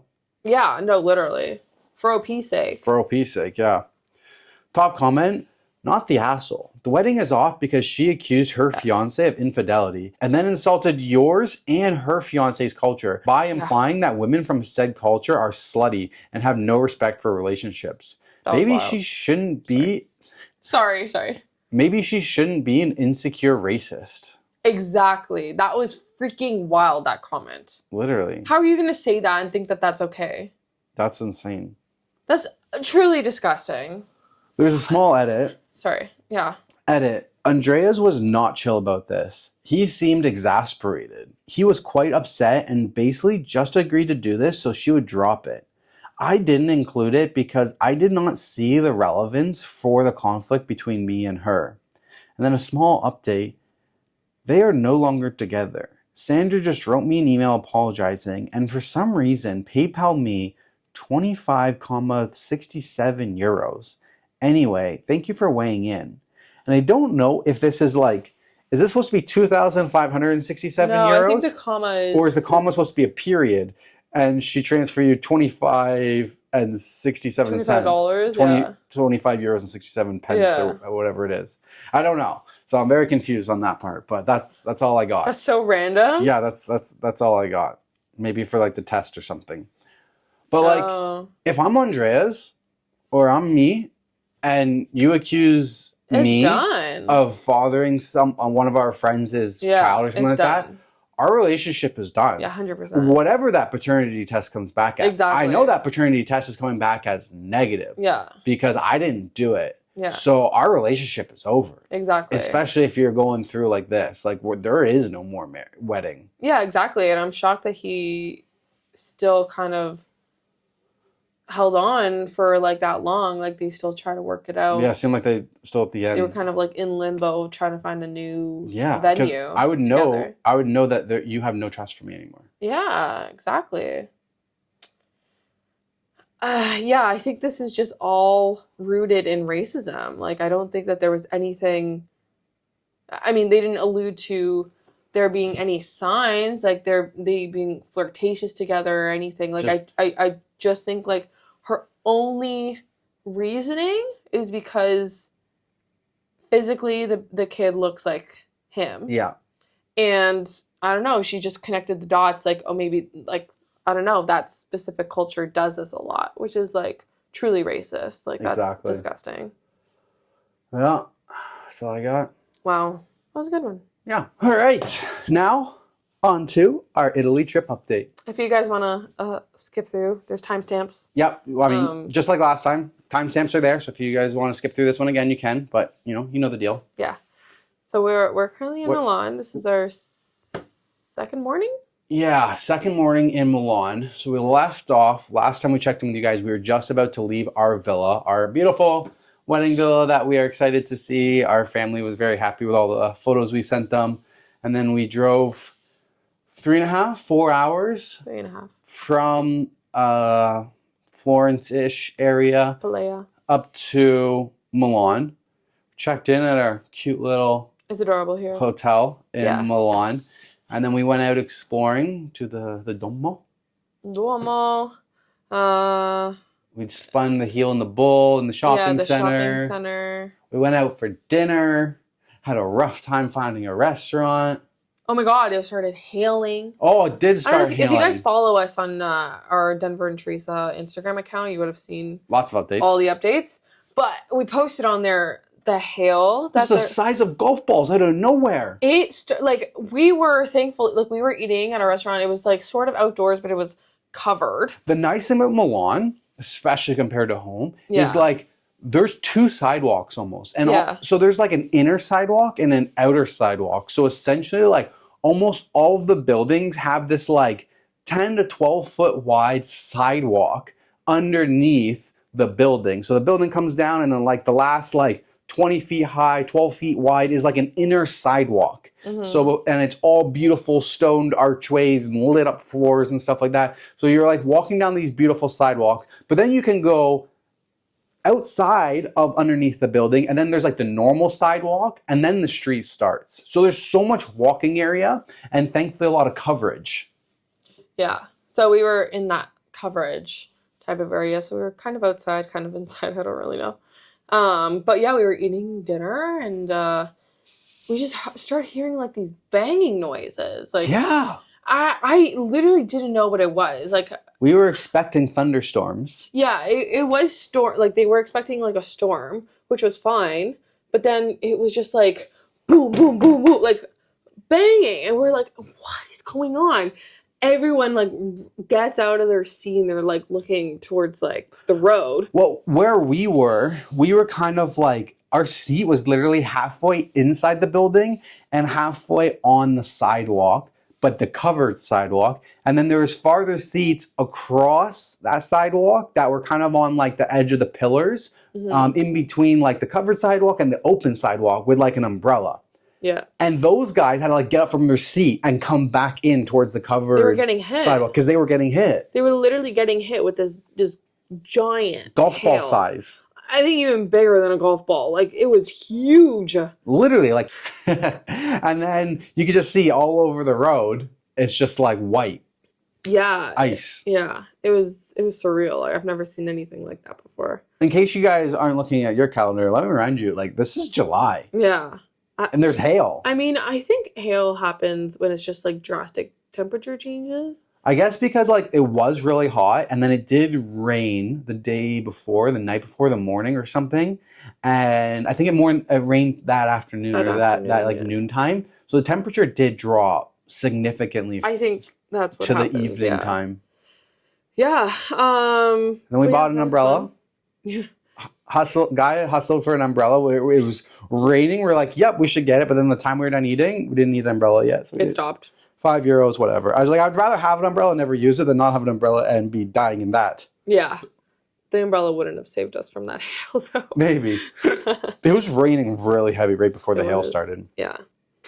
And then yesterday we went to Lake Como. Full day trip. So we weren't sure what we were gonna do, and then we looked it up in like Florence, or no, right before we left Toronto, right before we left. Yeah. And we were gonna drive to Florence since we had the rental car. We're like, let's just maximize it. And then take the ferry.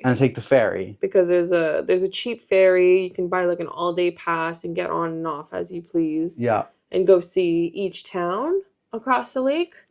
But by the time I wanted to book those tickets, because I saw a TikTok that said you need to book these in advance, or you should book them in advance, it was all sold out. So I was like, damn, whoa, what the heck are we going to do? Yeah, exactly. So then we looked on Get Your Guide and we found like a full day trip, which was amazing. So we were able to book in for a coach bus. Yeah.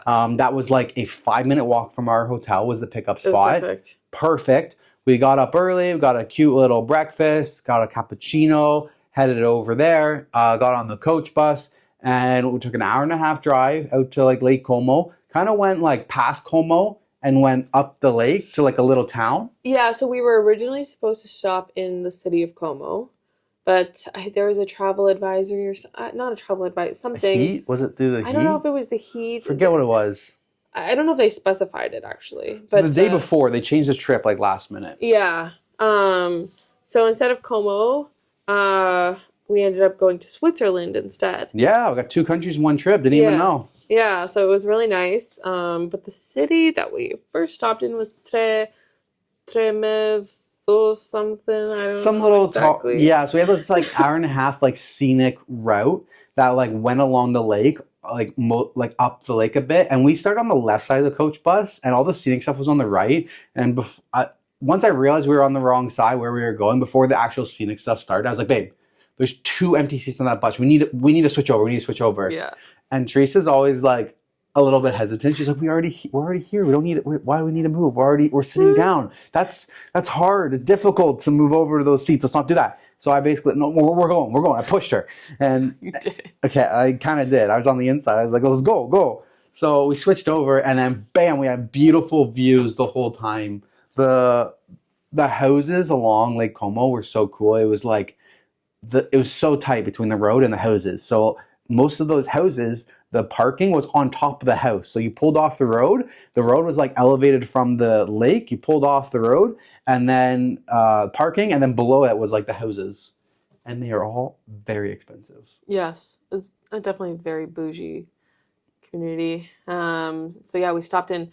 We got a private boat. Yep. For our Group. Our group. Coach bus worth a group. And then it took us for a little private drive along the lake and pointed out landmark buildings. You know, this one was used in the House of Gucci. This one was James Bond and Star Wars. Yeah. This one Taylor Swift stayed at. Yeah, they mentioned Taylor Swift. Taylor Swift rented this one month ago, and I was like, oh, I remember I saw her and Travis there. Yeah, so we boated. Boated? I think boated.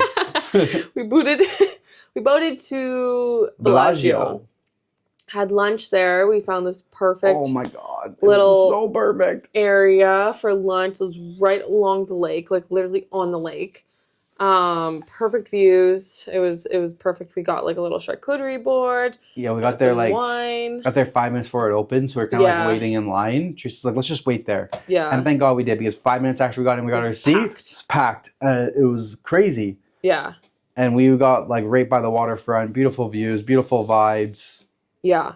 And then got some gelato. Went for a walk up Bellagio. There's more people can stay in the Bellagio Hotel in Las Vegas than live in the town of Bellagio. Oh, is that what they said? That's what he said. He said the town of Bellagio has 3,000 residents. And the hotel in Las Vegas, I think, had 4,000 rooms or something like that. I thought he meant the famous hotel. I don't know what it's called, but there's a hotel in the Bellagio. In the town of Bellagio. Mm-hmm. I thought he meant that could hold 4,000 people. No, he was saying that the hotel in Vegas that's crazy. is bigger than the actual town of Bellagio. Wow, that's really cool. Yeah, the town of Bellagio was this cute little touristy town. Adorable. Bougie. Adorable. Very bougie. We went to like a nice bougie restaurant, and then right to the right, we were looking at the menu of the next place, and it was like twice the price. Yeah. It was like super bougie. It would have been like $300 or $400 Canadian in order to have lunch there. Yeah, probably.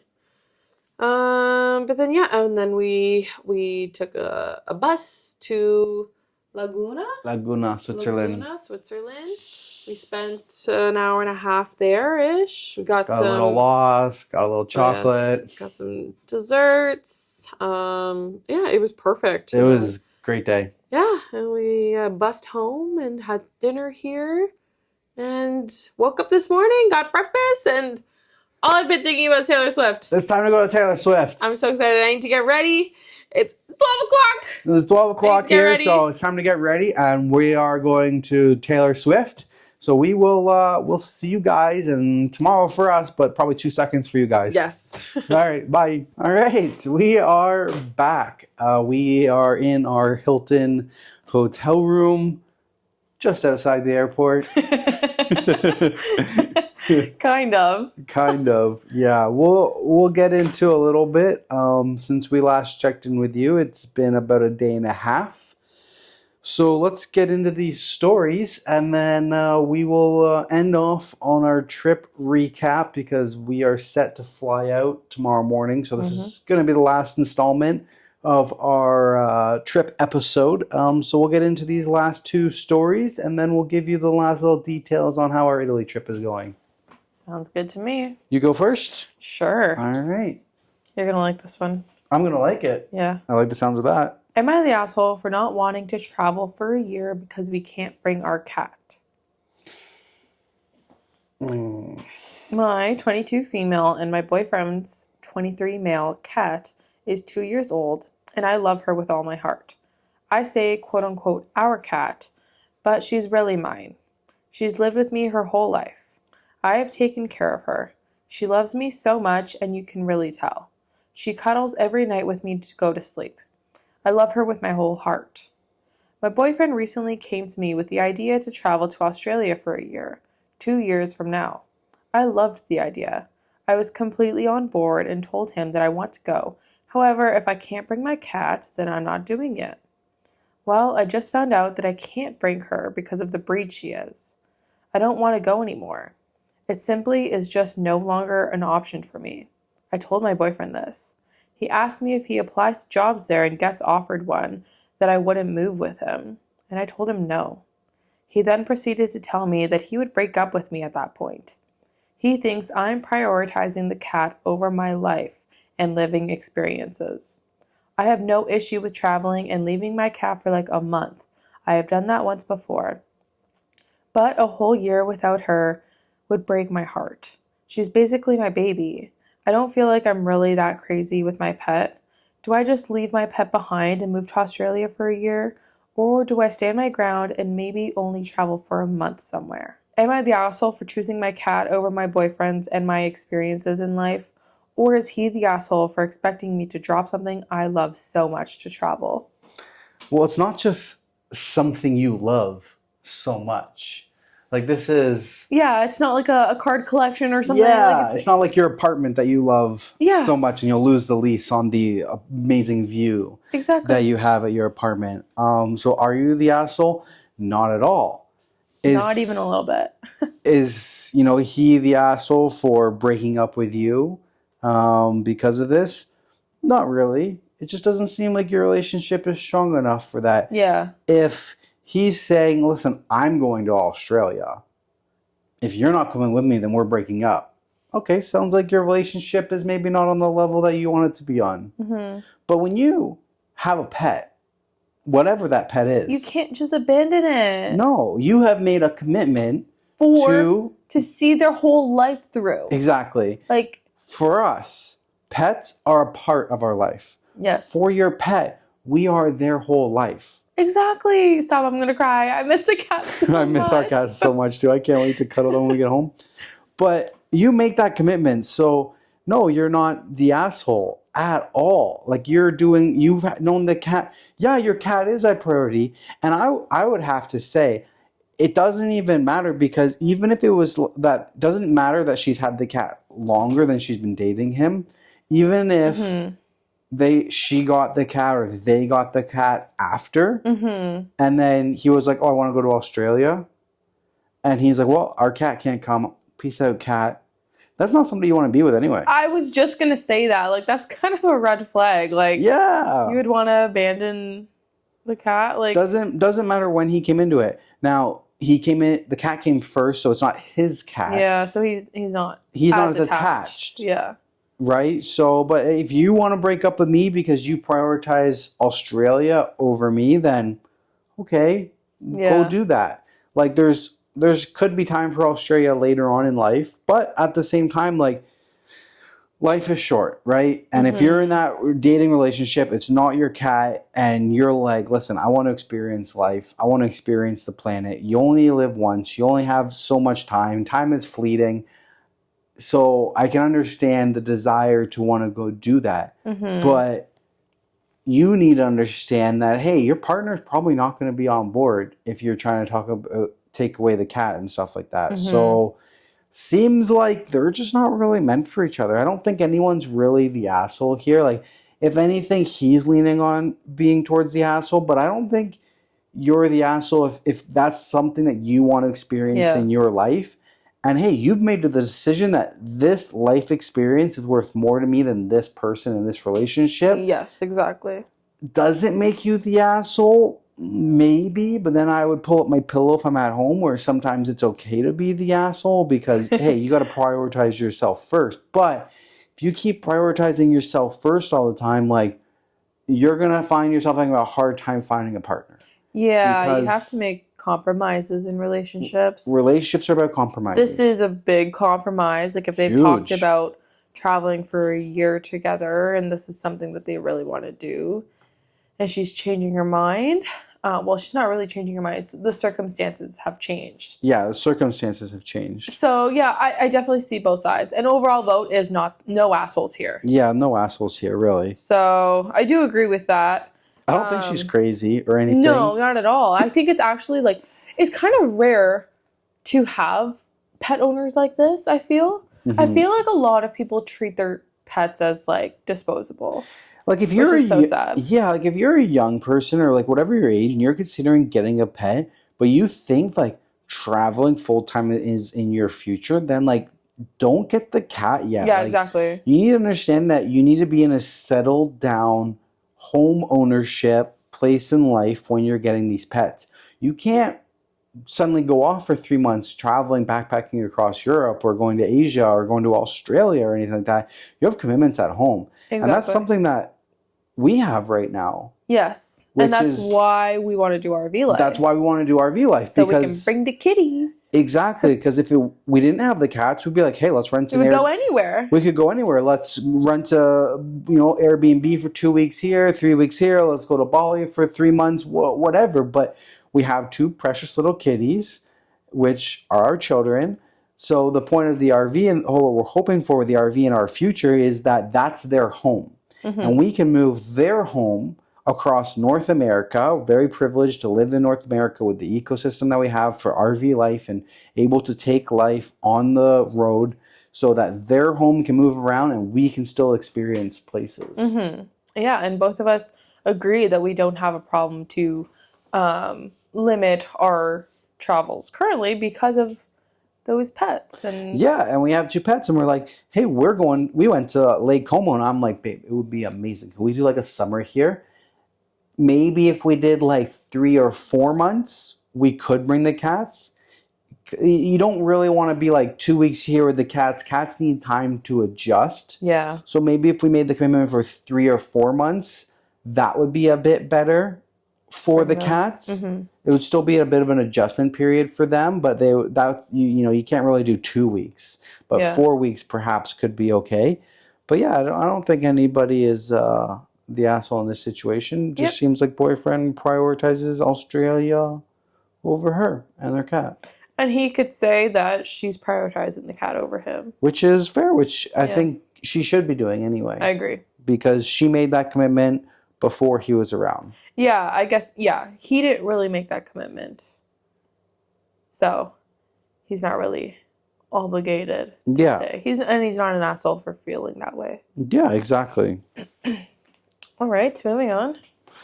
No top comment or anything? Oh, I guess. Sorry, I'm tired. It's bedtime here. Yeah. No assholes here. It's reasonable not to want to leave your pet for a year. It's also reasonable to want to go on a trip for a year without the cat. What wouldn't be reasonable is you two forcing your decisions on each other.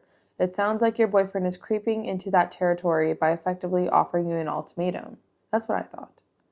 It sounds like you two have pretty different priorities in terms of travels and lifestyle. That's okay. Dating is the time to figure out if you're compatible long term. Maybe you two aren't. That doesn't make either of you assholes. Exactly. Yeah. No assholes here. If he's making that priority, you guys aren't really meant for each other. Yeah, and I did have that thought that he was kind of giving her an ultimatum. He kind of was. Yeah, absolutely he was. It was either Australia or it's your cat. Yeah. It's okay, sorry, buddy. I already made a prior commitment to you. Yeah. Like, who could pass up this kitty? What is that then? You found it? Oh my god, it's a Bengal. It is a Bengal. Oh, that's an expensive cat. That's is that on their profile? Yeah, it's on her. Look It's at one of her you. previous posts. How do you find this stuff? It was from 2 years ago, so a year before. I go to her profile and I check it out. That's so smart. I never think to do that. I've done that for every Wait, single she's a cat part one. of- Done that for every single cat one. She's from Ontario. I was gonna say she's a part of University of Windsor. No, I see some Ontario. Oh yeah, r/Ontario. Landlord questions and stuff. Oh wow, that's so wild. I wonder if her cat wants to be friends with our cat. That's so funny. Yeah. Okay. All right, let's move on. All right, over to me. So, this one, like I said on my last story, I kind of ran out of travel stories. Okay. I was This a is little random. bit. I was a little bit behind on this one.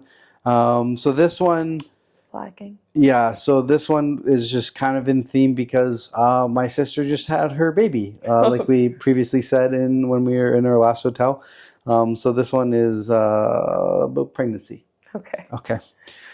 Am I? Sorry. Totally nothing to do with travel at all. Yeah, I ran. Okay. I ran out of travel stories. I'm sorry. Found one. No, I had a long list. I'd rather pull from my previously read stories. Okay. A lot easier for me. What are we gonna name this episode then? This is the Italy trip episode. Or we're just gonna name it Italy Trip. That's my plans. Interesting. Our we'll talk Italy about trip. it. Our Italy trip. Interesting. You guys will know the name by the time you get to Yes. this far. We don't know what the name is yet. All right.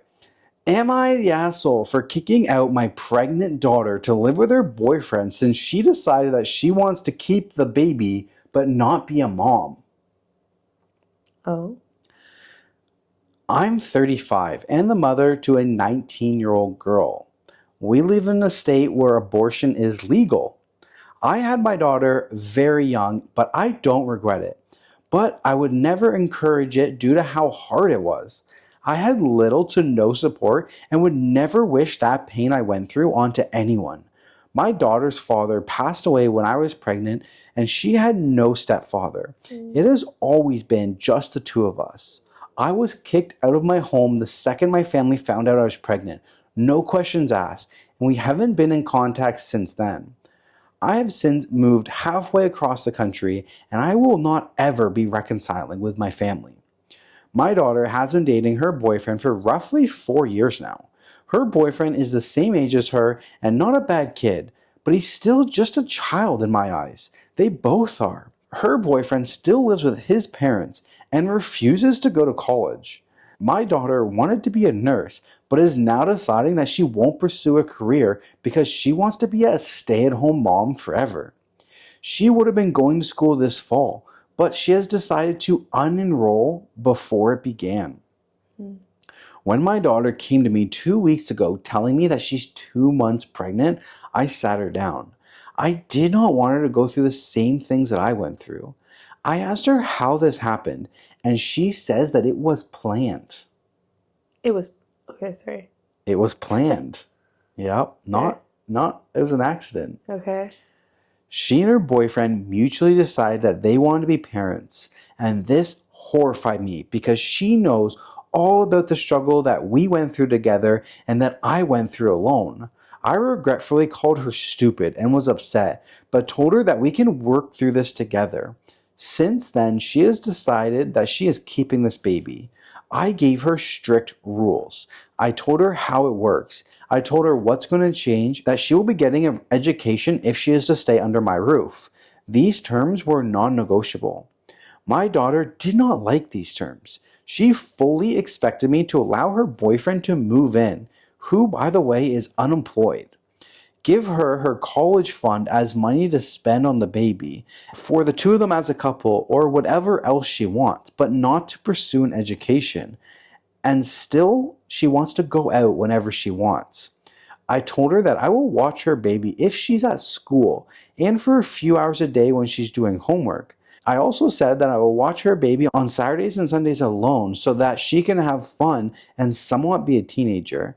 I wish that I was given one day of the week to recharge, take a break from being a mom, and enjoy my childhood. I know that this is still very lenient, but I do love my daughter.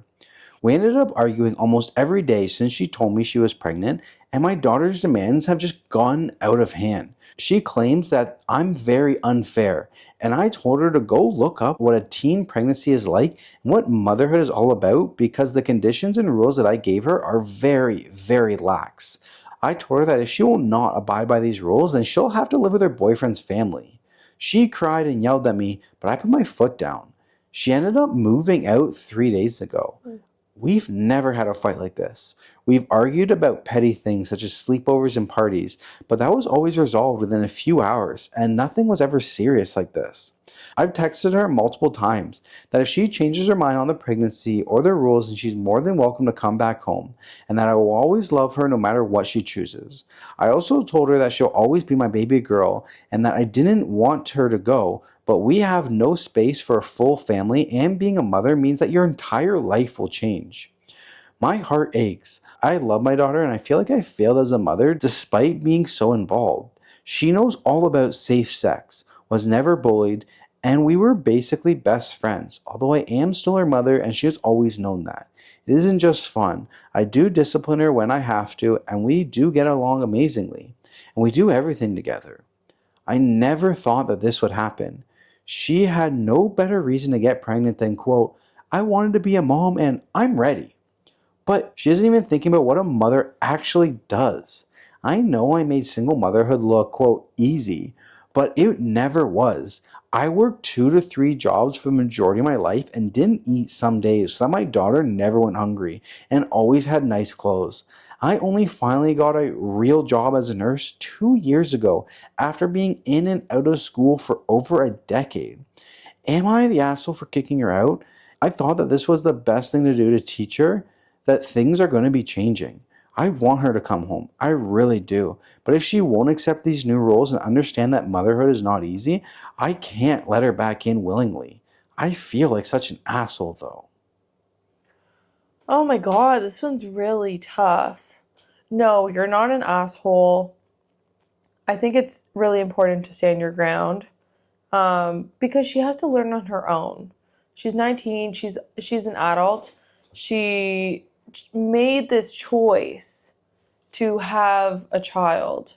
Yeah. Or, well, not yet, but she's making this choice to have this child. And she has every right to. She's 19. She's a full-blown adult. Like, she can make that decision for herself.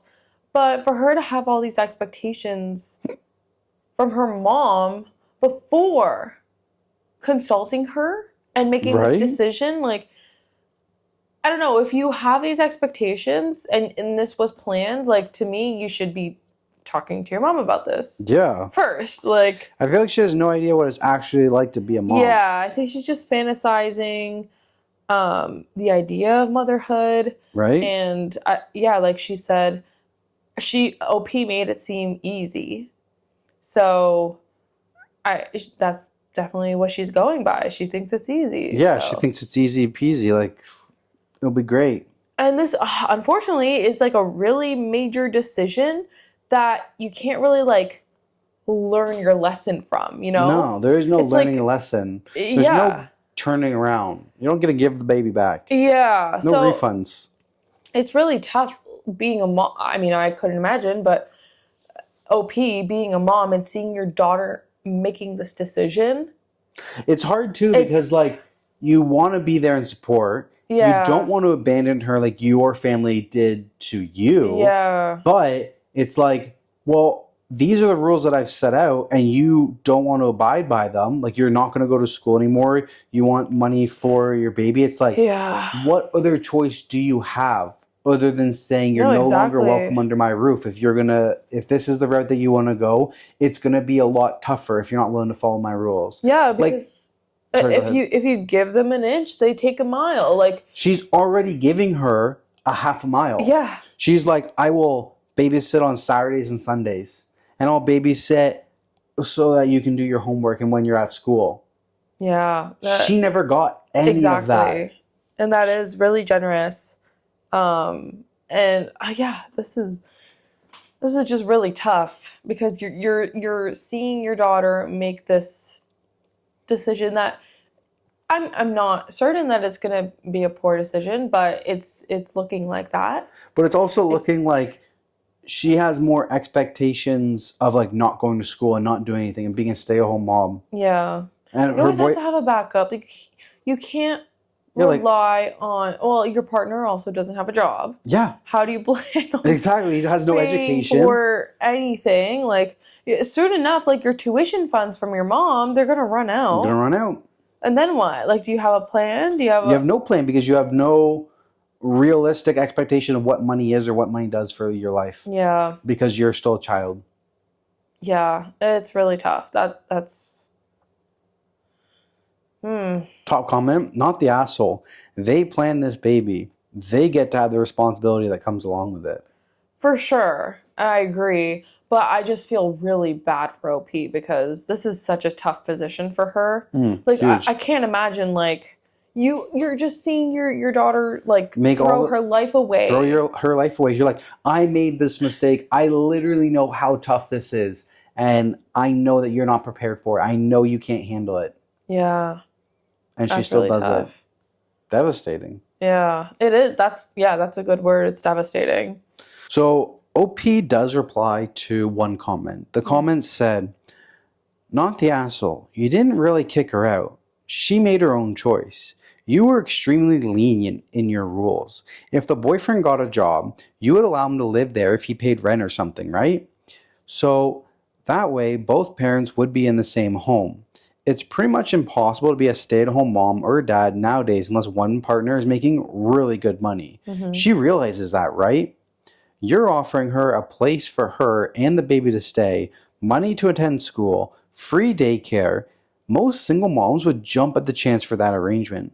I'd give her time because she's very young and she's probably not thinking through everything. Right now, her thought process is probably, quote, boyfriend plus baby plus stay at home all day equals happy fun times with roses and gummy bears. We both know that's not the reality. Yeah. So then OP responds and says, if her boyfriend got a job and helped pay rent, then I'd be more than happy to consider it and figure something out. We live in a 2-bedroom apartment with little space. A baby would take up a lot of money and space. So would another full-grown human. I do not want them to split up, but if he got a job or went to college or decides to pursue a trade, I'd be more than happy to figure something out. I wouldn't charge anything outrageous and would also help with baby expenses and helping them with government aid. But I can't just allow him to move in with no goals in sight and no money. I don't make enough for that, and even if I did, I would not allow it. I don't know what his parents are thinking or going through at the moment, even though I've reached out. They have 6 children of their own, so I know that their hands are full, and children are always coming in and out. I assume that the story wasn't said in full, but I had texted them letting them know that my daughter is very welcome at home and that all I wanted was for us to figure it out together. They have not yet responded. Damn. When was this posted? 2 months ago. Oof. No updates. No updates. That's it. Darn. Most update we get. Yeah, her rules are very, very laxed. Very. Like, she's willing to help out a tremendous amount. And it's exactly what that commenter said, that the daughter thinks it's going to be sunshine and rainbows. Yeah. And No, she has exactly. no clue. Yeah, I think if she does go through with it and, she's living with her boyfriend's family, she's going to run out of money. She's going to end up crawling back to her mom. Like, yeah, she thinks, I can have a baby and I'm going to get to do nothing. Yeah. Babies are a lot of work. I mean, we wouldn't know, but I'd only imagine. Babies seem like a lot of work. Yes. Anybody who talks to us about having a baby reinforces that it is a lot of work. I am told babies are a lot of work. They look like a lot of work. Yes. So sometimes I'm like, I watch a YouTube video And the couple will like put in little clips of their baby in like the shining moments and stuff to make the baby Of look course. really cute and stuff. And then, you know, you're sitting on an airplane trying to catch some sleep as you're on a red-eye flight, and the people ahead of you have a colicky toddler who won't stop screaming for 4 hours. Not only are we not getting sleep, that toddler's parents are getting even less sleep than us because they're trying to calm that baby down. Yep. And then you're also in a hotel lobby trying to check into your room, and there's 3 7-year-olds that are just bobbing heads against each other or running across the whole lobby, and you're just trying to check in, and there's 3 little kids over there just running around. You're about to lose them. Or, you know, you get breakfast and you take it over to a park bench and you're just trying to eat your breakfast in peace, and there's some 7-year-old girl who's sitting on the fountain just bawling her freaking eyes out, screaming and yelling, and her parents are doing nothing about it. Is this the birth control you guys needed? Then babies seem hard. Yes. All right. Sorry, I was just going to say, No, that's all we got for our stories. So if all you care about is your stories, you now know it's time that you can just check out. We'll see you guys on the next episode. For everybody else, we're going to just wrap up our Italy vacation here, our work trip that we've been doing since, Our work trip? we've been putting in the work this whole trip. We've been putting in the work. Not the work We're trip. working right now. We're like 11 o'clock at night. I'm ready to go to bed. I'm 2 beers in. I'm ready to go. We got an early flight to catch tomorrow morning. Like, we're working right now. Okay. Well, we went to Taylor Swift last night. Greatest experience of Teresa's life. Yes, it was. It's gonna be hard to top. For Teresa. AKA the wedding. Yeah. I feel like for Teresa, like when we went to California in October, the very last day of the trip, which essentially kind of was what was Taylor Swift, I rented a dirt bike and I got to go dirt bike racing at the famous track in California. And I was like, this is the best day of my life. I was having so much fun. That was what it was like for Teresa. Yes. And I understand that.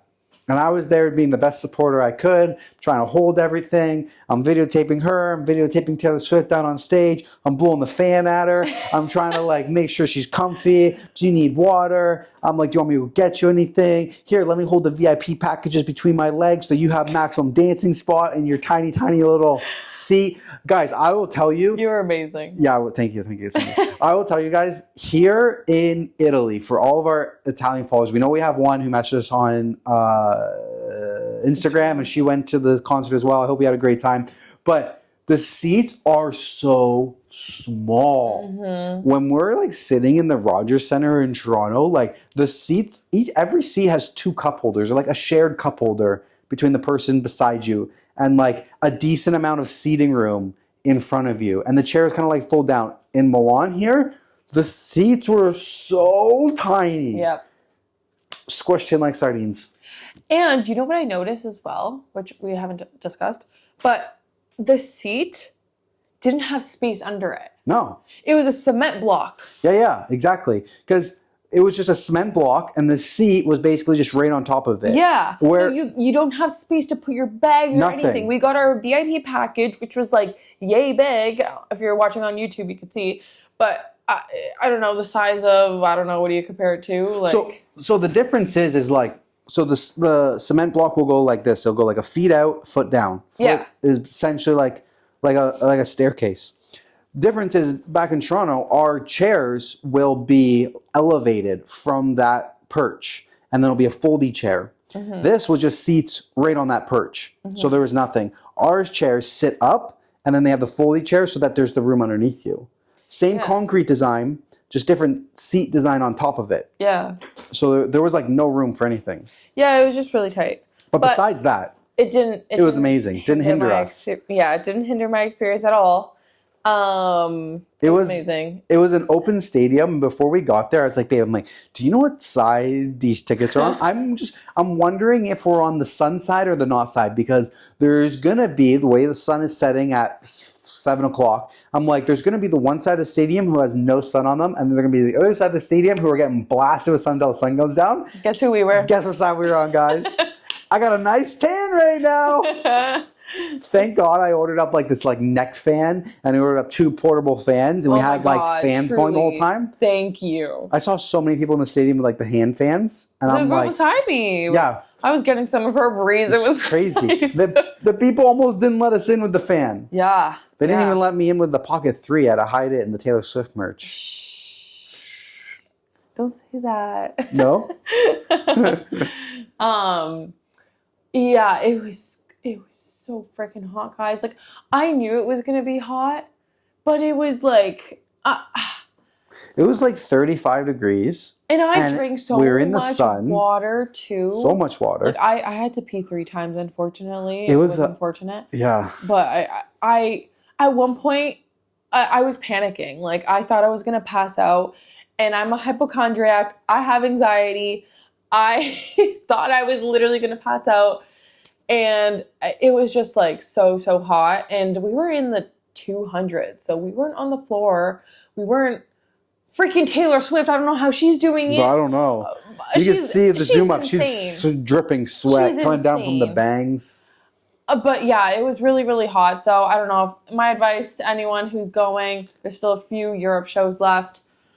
Buy the Amazon $50 little fans. And drink water. You guys need to drink water. And take bottle caps. Oh my God, yes. Yes. Okay, we'll talk about that later. But yes, drink water.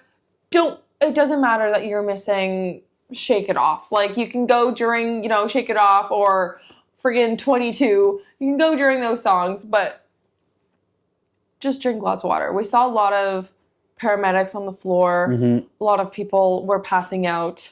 A lot of people needed help. For me, I did try not to drink as much water because I didn't want to go to the washroom. But then, like, literally, I had to miss Reputation because it's my favorite freaking era. I had to miss it because I was so dizzy, and my hands were tingling, and I just started panicking because I thought I was going to pass out. So I had to get out, and I literally got 4 bottles of water, and it just got some air, and that was unfortunate. But I was fine after. I rehydrated, and then I got to enjoy the rest of the show. Oh my God, the acoustic set, guys. If you're not a Swiftie, please fast forward. But if you're a Swiftie, I'm sorry, but I think I am the luckiest one.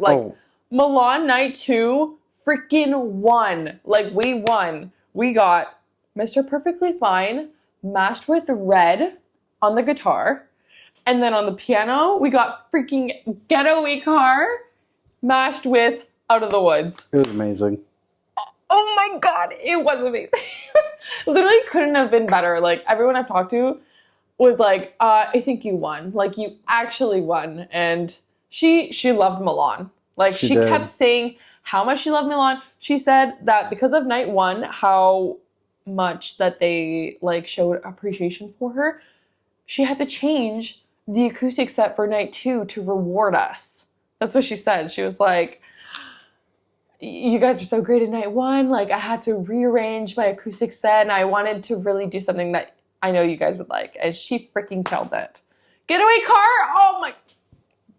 Thank you, Taylor. Thank you, Taylor. Truly amazing. And then leaving the stadium, 80,000 people rushing in at once. Shit show. And Teresa wore these boots. Wear comfy shoes. That's another tip. It doesn't matter. The pictures, it doesn't matter. Just wear comfy shoes because it will ruin your experience. I went barefoot the entire time. Yeah, she took her boots off. I took my boots off when I was in my seat. And yeah, because I was standing the whole time and I was dancing, and they were so uncomfortable. Yeah, and then we were leaving the stadium, and I'm like, okay, there's 80,000 people rushing out. The cars are screwed. There's no way we're getting a taxi. The Uber app's not even working. Plus, the Uber app in Italy just redirects you. It just calls a taxi for you. And then I'm like, well, let's just get a Lime scooter, and we'll get away from this crowd, and then maybe we'll get back. It's like a 35-minute Lime scooter ride. I love the little Lime scooters. The bike paths in Milan are actually really good, too. It's bike paths everywhere. Separate bike paths everywhere. But the app was essentially crashing or not loading, or the cell service was not loading because there's 80,000 people who are just all in the same spot who were on their phone trying to like call their friends, family, Ubers, Lime scooters, and everything. So we ended up having to walk for a bit. We got one scooter that was at like 21%. We got like 2 kilometers out of it. It died. We grabbed another scooter. And then I'm like, well, why don't we just park this scooter and then we'll look for another scooter where nearby and then we'll go to that one. So, but as soon as we ended that ride, the battery was too low where the scooter just shut down. Yep. So then we had to go back the way we came, a 5-minute walk, which was actually like 10 minutes. 5 minutes doesn't sound like a lot, but when you're in uncomfortable you boots, know, when you are wearing uncomfortable shoes, it feels like eternity. Yeah, so I forced Teresa to let me give her a piggyback ride, and I got us all the way to the scooter. Okay, I didn't want you to because it was so hot, and I didn't want you to pass out. I was like, fine. I'm worried about you. I was fine. I'm a beast. I can suffer. I got no problem. I'm a beast. Yeah, I got the willpower for suffering. It's hot, no problem. So then we took that scooter ride, and I loved it. Teresa's in the front. She's a little uncomfortable, but when she took her shoes off to ride the scooter, yeah. to go on the scooter so that her feet weren't hurting, we stopped in and got some McDonald's for the first time. It was just a Swifty McDonald's. It was a Swifty McDonald's. Everyone in there was a Swifty. So everybody walked from the stadium to the train station, and then they dispersed. But a lot of the Swifties got off at the main Duomo. The Duomo. Milan, yeah. Like basically like the inner circle, the main train station. So the time that we got to the McDonald's, everybody else was just getting McDonald's. So there's just Swifties everywhere. Yeah. You could tell by their outfits and their friendship bracelets. Yeah. Well, McFlurries are weird here though. I don't know if it was just that location. I think it's probably Italy in general. Maybe. Some things are cool. Some things are different. I had spicy McNuggets. Yeah. Those were delicious. We don't have those. I had like a barbecue double junior chicken, and then like the drink we got was like better containering. Instead of like the plastic cap, it was like an actual sealed container. It wasn't sketchy. No straw though. So yeah, there were some good things and cool things, and then we headed back to the hotel. Passed out at like 2 a.m. It was a late night.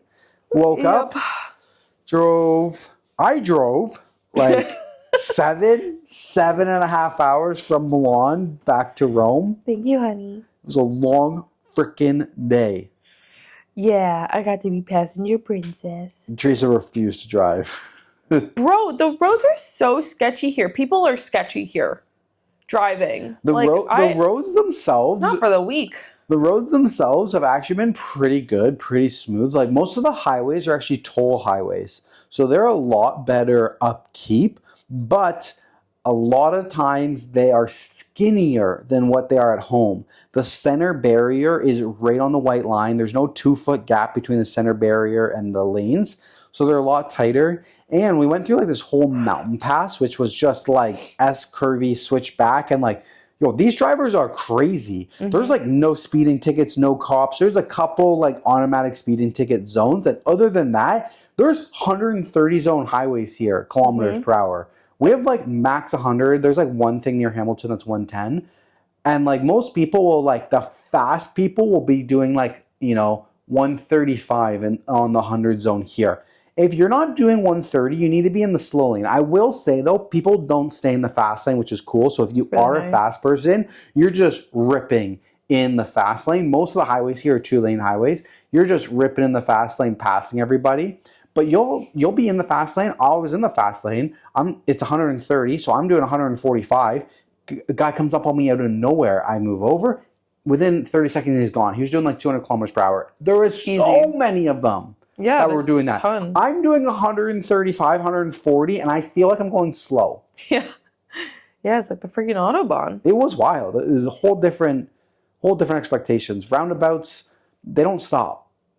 This is why I didn't offer to drive, honey. Well, it was sketchy. Teresa drove a little bit near the villa, and I got some drone footage, and I was happy with that. In the middle of nowhere. It was okay, but yeah, that was a long driving day. We left at like 12. We got here at like 8, and then took the shuttle to the airport. Had a hard time getting to our hotel here. But we made it. We made it. We're technically like 15 minutes away from the airport, even though this is the airport Hilton. Yeah. Turns out there's 2 Hiltons. We walked to the other Hilton. They're like, no. You're a reso at the other Hilton. We're like, wait, what? How do we get there? They're like, it's best to taxi it. But they have a shuttle to get back to the airport. And we got a flight. We got to get up at 6 a.m. tomorrow. It's like 11 now. It's 12 now. Time for bed. This is going to be a long episode. That's pretty much it. This is going to be a long episode. Yeah, it's a lot of like half vlog, half episode. Yeah. Hope you guys enjoyed it. I thought it'd be kind of cool to do, let you guys know. Well, there's a lot of people who like seem to like us. They seem to say they love us. So we'll see how the analytics go on this episode, whether we do this for our future travel date. If you guys are interested in seeing like the full vlog, you guys want more of the visuals and details, check out the Denver and Teresa YouTube channel. Once again, thank you guys so much for listening. Smash the like button, dropping those comments down on Spotify, all those reviews, joining us on Patreon for bonus episodes. All of the above. Thank you guys so much for listening.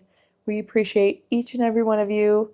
And if you listen to this entire episode without skipping anything, you are a real one. Yeah, you are a real one. And I hope the audio turned out good because I bought the DJI like Pocket 3 to record it on, which is like linked up with these DJI mics. So I hope everything turned out good. Yeah, me too. Yeah, I hope when I'm editing everything's good. Yeah. I mean, if you guys are listening to it, then it turned out good enough. All right. Until next time. Until next time. Bye. Bye.